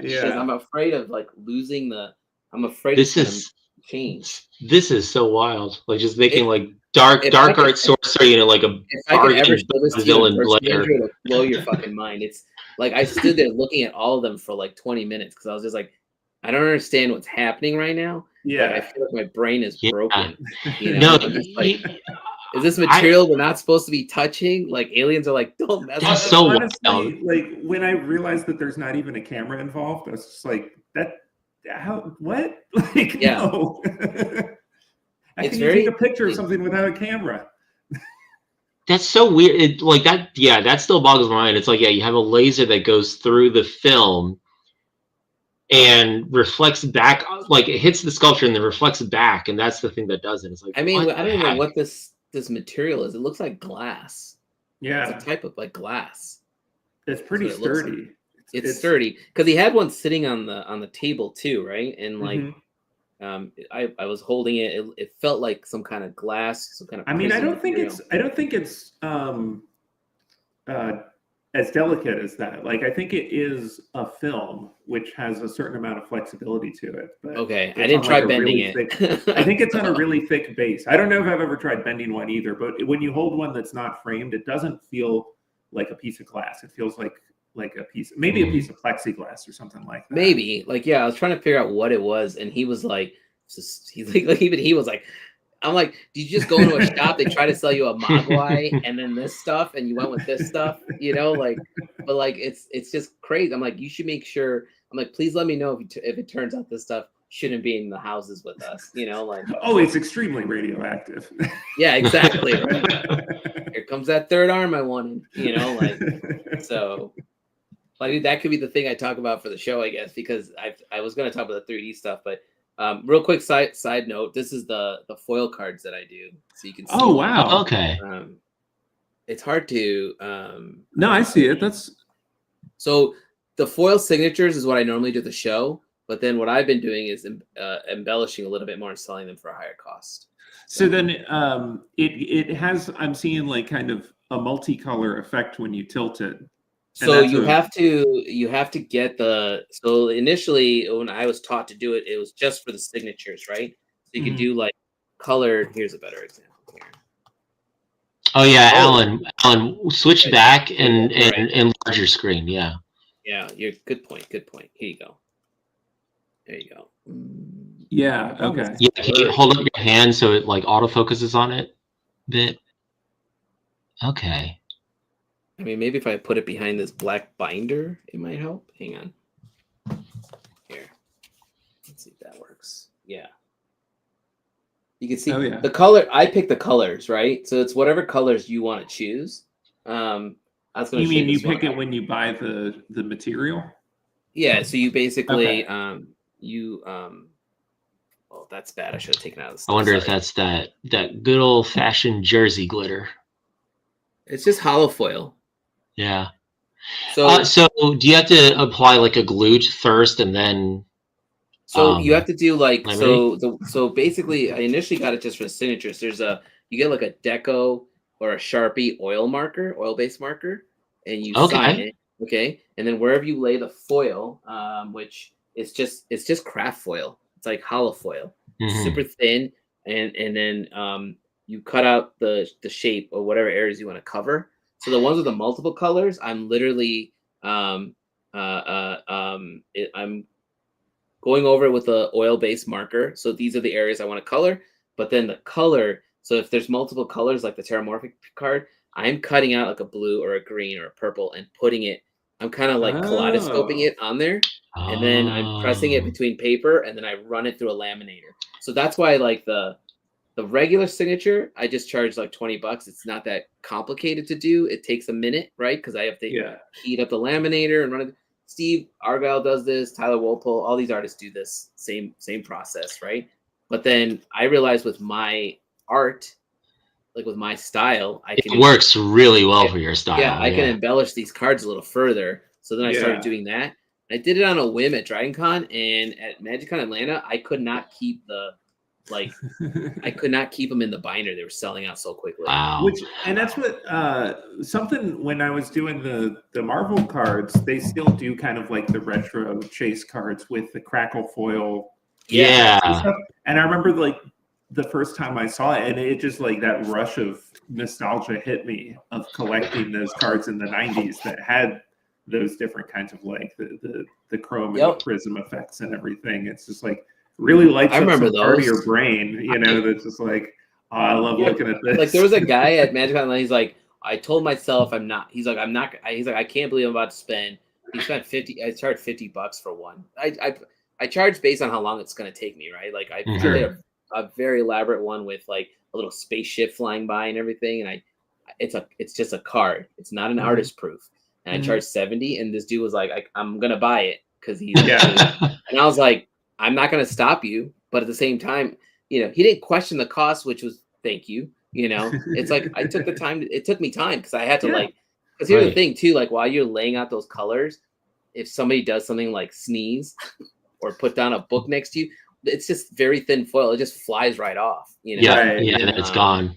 Yeah. And then there's that moment where you run it through the laminator where you're hoping it takes on the first pass, because if you run it through twice, it like peels off the old foil. So let's say you run it through and some of the foil stakes, but some of it didn't. You can try to push your luck and run it through one more time with new foil, but it might peel off the old foil. So it's like, you don't want to get too elaborate. It's a weird process. It's kind of a cool, we'll see. Like I've got some other cards coming out that I think I can do the same stuff on. You know, I'm sure you've run into this, or actually, I know you said you only have a couple of cards, so maybe you haven't, but you've probably heard people complain about how some cards are printed in different factories, and some of them have different coatings. And I wonder if that has anything to do with it. So the foil, I mean, the foil artist proofs suck. Yeah. They're cool. They look cool, but like nobody wants to buy your foil APs because it's hard to like paint on the back of them. But and they curl.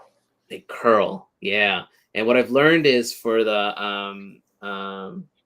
foil cards, before you sign them, you just take a kneadable eraser and you just kind of wipe it on the signature where you're going to sign, and it creates like a tack, and then you can sign it pretty well. So there's a couple that I have APs of that are just like I can't do anything with them. I forget which set it was from, but there was one that totally lost, got reprinted, and I was painting it, and even the gesso would just peel right off, like it just wouldn't adhere. Wow. Yeah. So it's so it's finicky. Like I feel like sometimes they try to like just like the regular cards seem fine. The fancier the cards get, it's like who's making these? It's not the same manufacturer. So but yeah, the foil signatures, like I said, I didn't expect it to be a thing for me, but it is, and it's working. Because I was trying to learn how to do the rainbow signatures and stuff, and people were like, that's not your. That's you don't want to spend time doing that, and you have this. Again, it just works for my thing, So, but no, Janet, I am not foiling my partner. I don't know if you ever seen on Instagram these people do like altars of like old trading cards and stuff, and like they layer them up into like. Dude, I think it's awesome. It's amazing, but I also feel like you guys are in an arms race, and one of you is going to end up doing this at some point for Magic. Like someone's going to be like, talking about like the guy that does like I've seen the guy that does he does cards, but he did the comic book covers. Like he would take he took the I've seen like he does the comic book cover as well, where it slices it up and then foils sections of it. Yeah, and I was just like, and he shows you how he's laying the clear sheet on and the foil on top and stacking. I'm like, that's cool. And I'm just like, I don't know, man.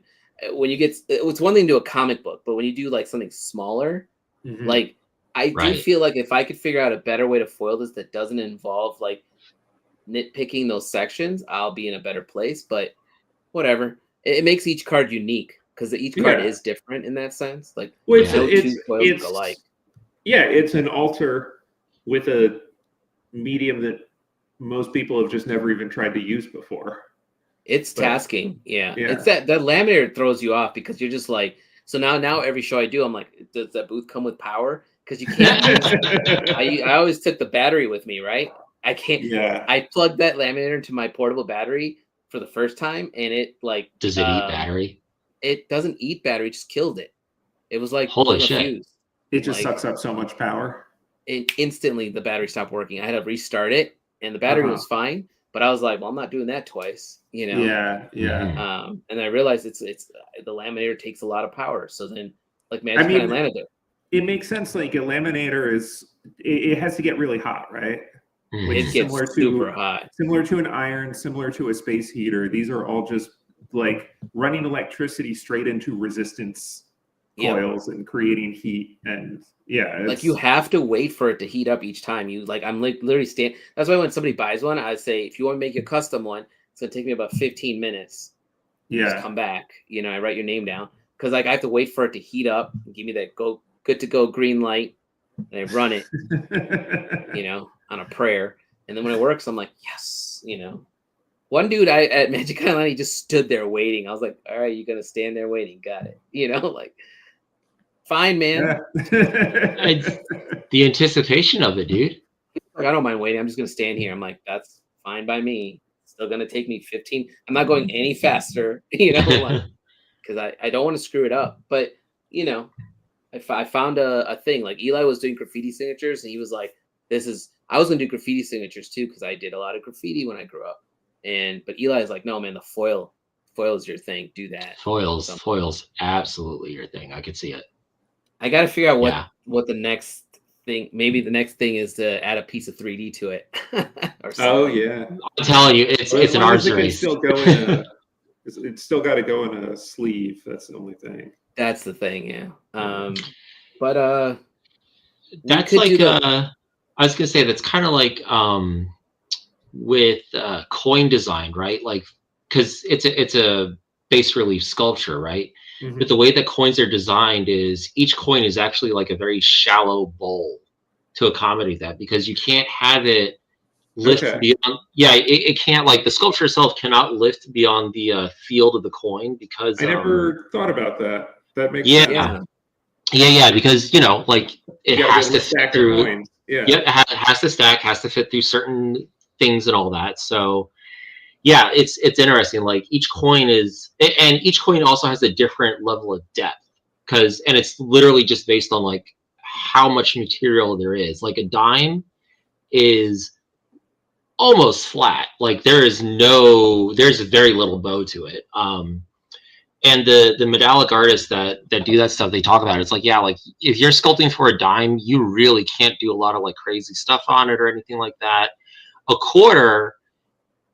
In terms of like the circulating coins, a quarter is like kind of preferred because it gets used a lot, but also because like it's a thick enough material. Like a nickel's a little bit thicker. And then they were telling us even like, when you have like a congressional medal, which is like 3 inches thick, you could do anything with that. Like they say, like we have stuff that goes outside, inside. Like it's like a lot of push pull that you can do. Yeah. Where it's like versus like a circulating coin, where it's like you only have this little shallow dish.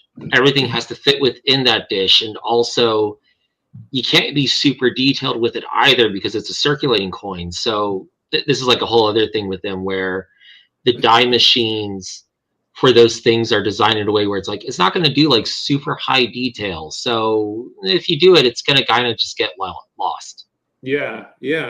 But yeah, I feel like it's like if you want to add like 3D, you can't really do it with a card because it's like it's like not infinitely thin, but it's about as like that what we have in real life. It's like how do you get that, because you want it to fit into a sleeve and everything without it being like super bulky. You could probably do it where instead of being like something crazy, it's just like very thin layers of paper stacking up, and maybe it's like 2-3 cards thick as a result. I'm not sure. Interesting. Something to ponder. I'm definitely thinking of different things. Trust me.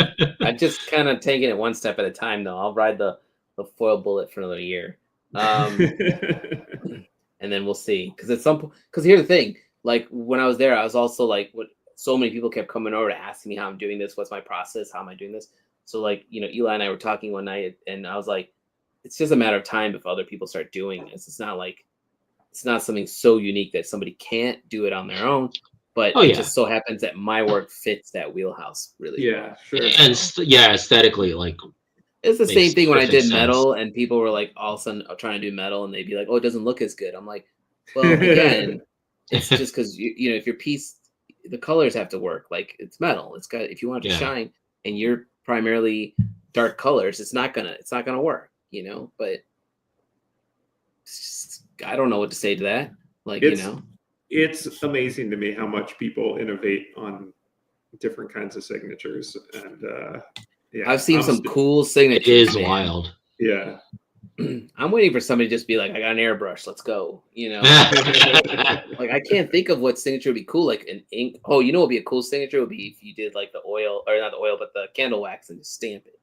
But, oh, so like again, that won't fit in a sleeve. It's got to fit in a sleeve or one of these. If you're not worried about your biometrics, just thumbprint. Yeah. Thumbprint on your there's a shout out for you, Dave. Really appreciate your. Oh, it went by again. Oh, Australia. Yeah. Well, thank you so much. Wow, someone's watching from Australia. That's cool. Yeah. I'm glad that it made it safely. Always a little nerve-wracking sending pieces overseas. So. I know.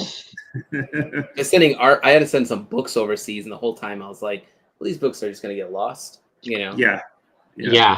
I had that happen. Well, it didn't lose. As far as I know, it didn't get lost. But I remember one day I got like an order from my site, and it was like, "Oh, it's like someone ordered 2 sketchbooks, and they're in Singapore." And I was like, "What?" Yeah. it only tracks so far. Like at some point, the tracking stops, right? Mm-hmm. Yeah, exactly. The tracking's just like, it's somewhere. Oh, Howard Lyon does the airbrush stuff. I didn't know that. I'll have to talk to Howard about that. You know what though? Like nowadays, because they have the portable compressors and everything, that's probably very doable. I mean, I don't know where I would airbrush, but I was just the thumbprint idea sounds kind of cool, but that sounds also very. There's concerns. Yeah, exactly. All of a sudden, like a multiple bank accounts of it open up in my name, or whatever. All right, we're actually way past the hour mark that we normally try to stop at. What we were having a conversation, so I don't know if you have anything. I told you at the tail end of the show show us something cool. We were talking about 3D printers. That's what I was going to talk about, but I'm sure I could quickly find something on my turn. We already ran over. Well, I wasn't sure if you could just like. I was just going to say I wanted to give a recommendation for a show. Oh, absolutely. Yeah, that's totally.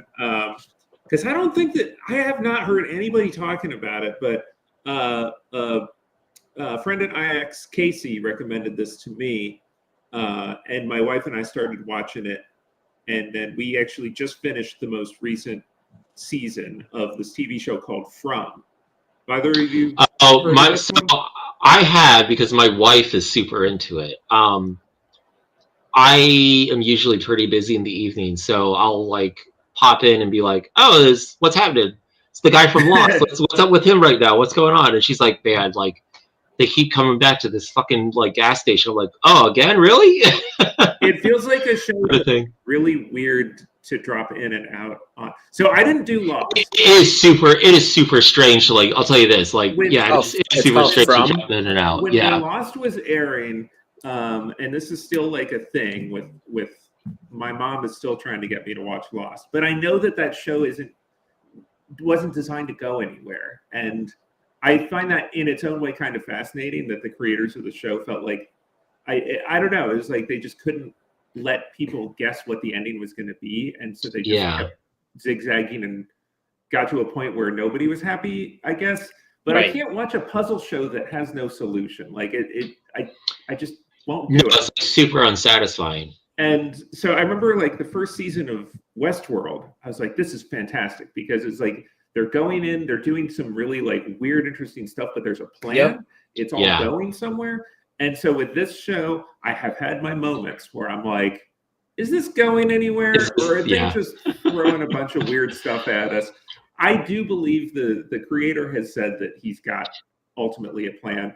But it's just like such a like, what the hell is happening and why?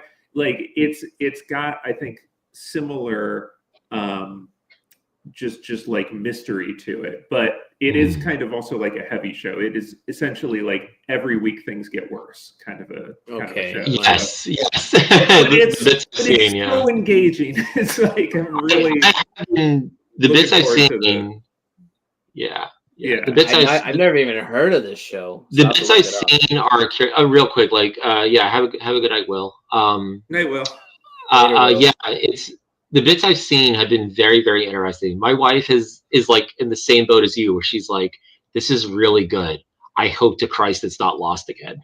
She's like, "I really don't want it to be Lost again." My main worry is just that they let the guy finish the idea, because it's like, you never know if a show is going to get cut short from where they really were ultimately trying to get to. Right. But and I don't want to say too much about what the show is about, because I think that's half the fun of it is finding and exploring it. But we're really enjoying that one. I know there's a new season that's going to be coming out sometime in 26. So good. She'll be happy to know that. I'll add it to my list. It's very intriguing. I just have not sat down and like I have a backlog that's slowly getting big. I don't know who any of the actors are in it.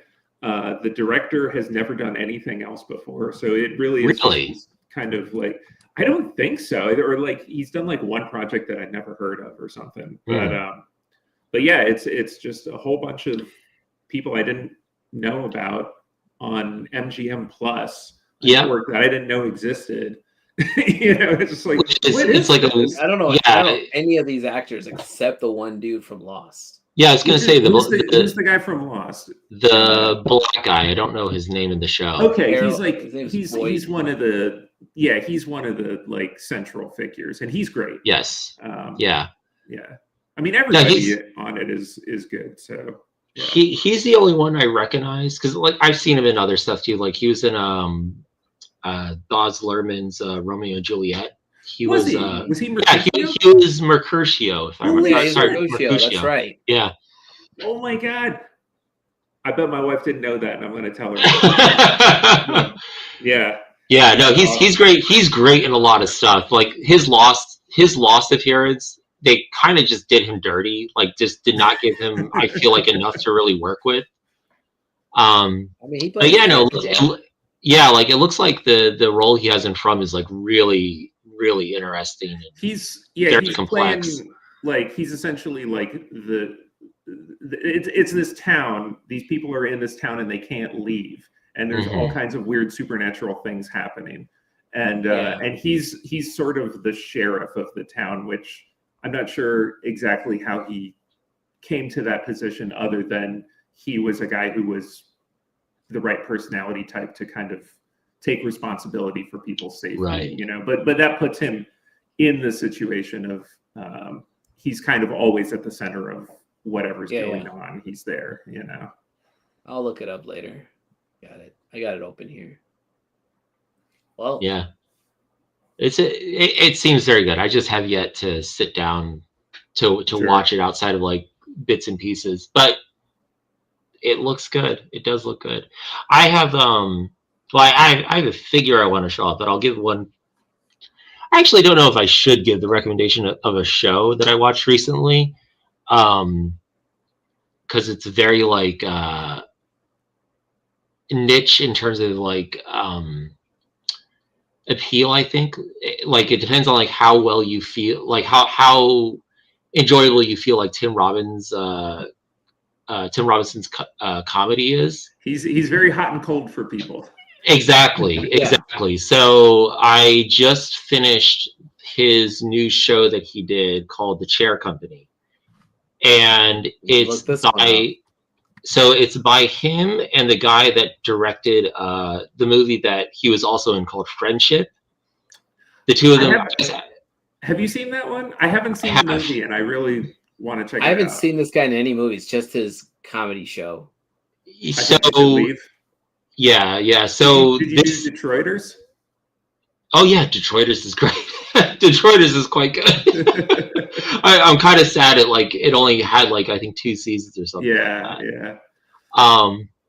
Yeah. So I guess after they did the Friendship movie, this is very much in the same vibes, I feel like, and I liked it. My wife was like, "Why did you drag me through this?" So this whole thing is like,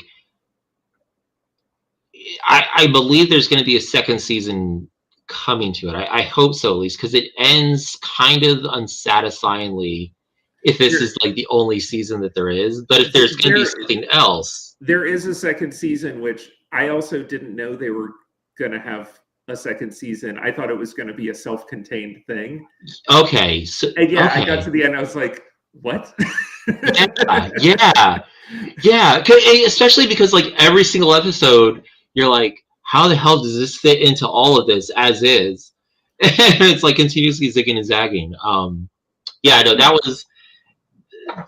was one that like has been stuck in my mind like for a few days. But the thing I was going to share was a few days ago. Like, so the Frazetta girls. Yep, the Frank Frazetta's granddaughter, I believe. Like the Frazetta girls people and all that. They had their like little sale, Black Friday sale, and the Conan Barbarian figure here was actually like not $90. I think it was like closer to $60 or something. And this was a figure I'd been coveting for a while. So I was like, oh, well, shit. I'm all right. Fuck it. Like, I don't think anyone else is going to get me this for Christmas or anything like that. So I'm just going to get it for myself. I'll get it to myself. Yeah. Cool. So it's a very neat little figure. There's like more things that he has like a sword and stuff as well. And like he also has you could swap out his head to be like the helmet as well, and give him like a battle face and everything. But it's a really I wonder who the sculptor is, because it's a really good sculpt, and like a really good paint job on it too, like really nicely airbrushed and stuff. Kind of has like the master of it, the master paint on it, I believe had more like a kind of like a chiseled look to some of the paint strokes. Yeah, to look kind of like Frazetta's like brushwork, whatever. This is more like just airbrushy, but it's still a really, really great like figure. And then he's basically next to my Gilman and my Hellboy figure as well. So, and they're all like kind of roughly the same scale. It's interesting. Nice. Well, the other thing I can show, I guess, since we talk about 3D stuff, is I've been reading this. If you read the last yeah. Everyone should read this book. It's so good. If you're into TMNT, otherwise you're not going to like this at all. But this is that one with all 5 issues in it. So. when were those published? I want to say this is at least 2 years old at this point. Let's see. Okay.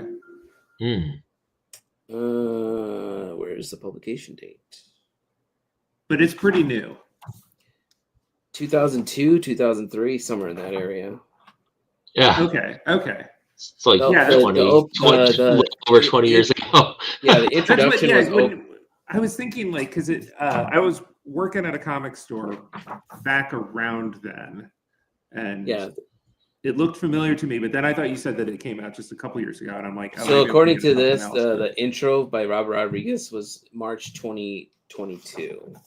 Oh, it's reprint. So Dre Studio says that it's reprinted a lot. So okay, it's possible. But like I started in a private group I started a comic book club just to get people to like read. And I didn't want to start a book club because a book club sounds like it would take forever. But then so we just read Supergirl, Woman of Tomorrow, which is also amazing because Tom King is a great writer. And the artist on that, Billa Quest, I think her name is. She's fucking amazing. She also did Helen of Windhorn, which is the artwork's amazing in there. So, but the current one reading is The Last Ronin. And if you like TMNT, if you like Eastman stuff, like this is really good. It's kind of it'll probably make you cry at the end because definitely it's written so well. I was like, Jesus Christ, I wasn't expecting that in a TMNT book. So nice. But yeah, that's my recommendation for books this week. Very cool. Nice. Other than that, we have gone way over time. So, which is fine. It happens. Dave, where can people find information on you if they want to buy stuff from you or contact you for APs and such? My website is dvpalumbo, D as in David, V as in Vincent, palumbo.com. And my Instagram and my Facebook are also both dvpalumbo. That's generally where to find me.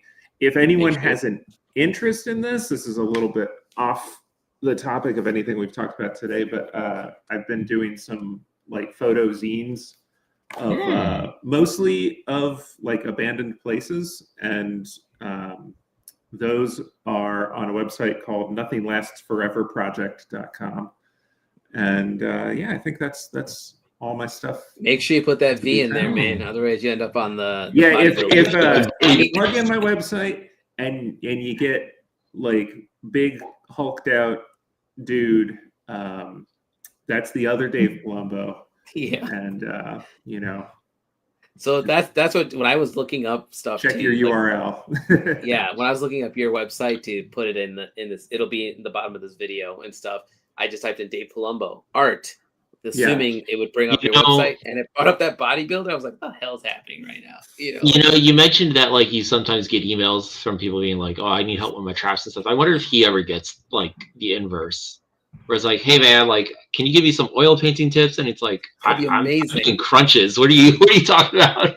What if he's getting like inundated with emails right now with people saying, I'd really like an AP of that Doom. Yeah. The funny thing is, like, what I thought is he just gets all the emails that's like, I was looking for a wedding anniversary gift for my wife. All those scams, yeah. What do you have with a budget of $5,000? The scam emails. Yeah. Like, oh my goodness. Andrew, where can people find your information? A-Sides Art. That's pretty much the website, all socials, whatever. There's have the Patreon, have the newsletter. That's very much everything. All my stuff's at ancientones.net or AllenPanakal.com.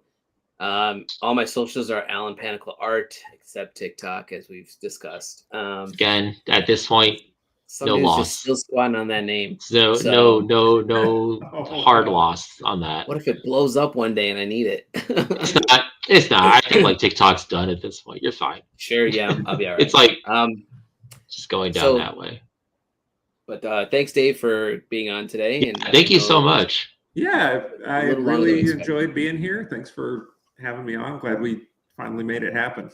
Yeah, and you didn't even have to do Discord, which sucks. But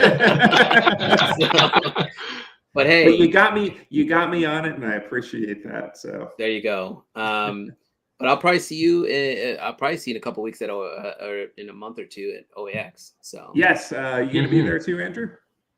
Yeah, I probably will be. It's literally in my backyard. Like I live roughly 35-ish minutes away from where they host it.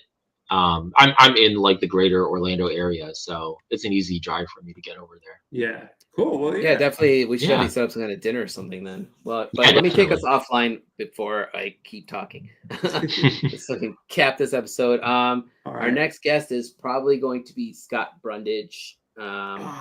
I have to send him a message to see if he's available next week. So thanks for watching, guys. Thanks for watching, everyone. Hang on a second. I'm gonna take us offline and end it.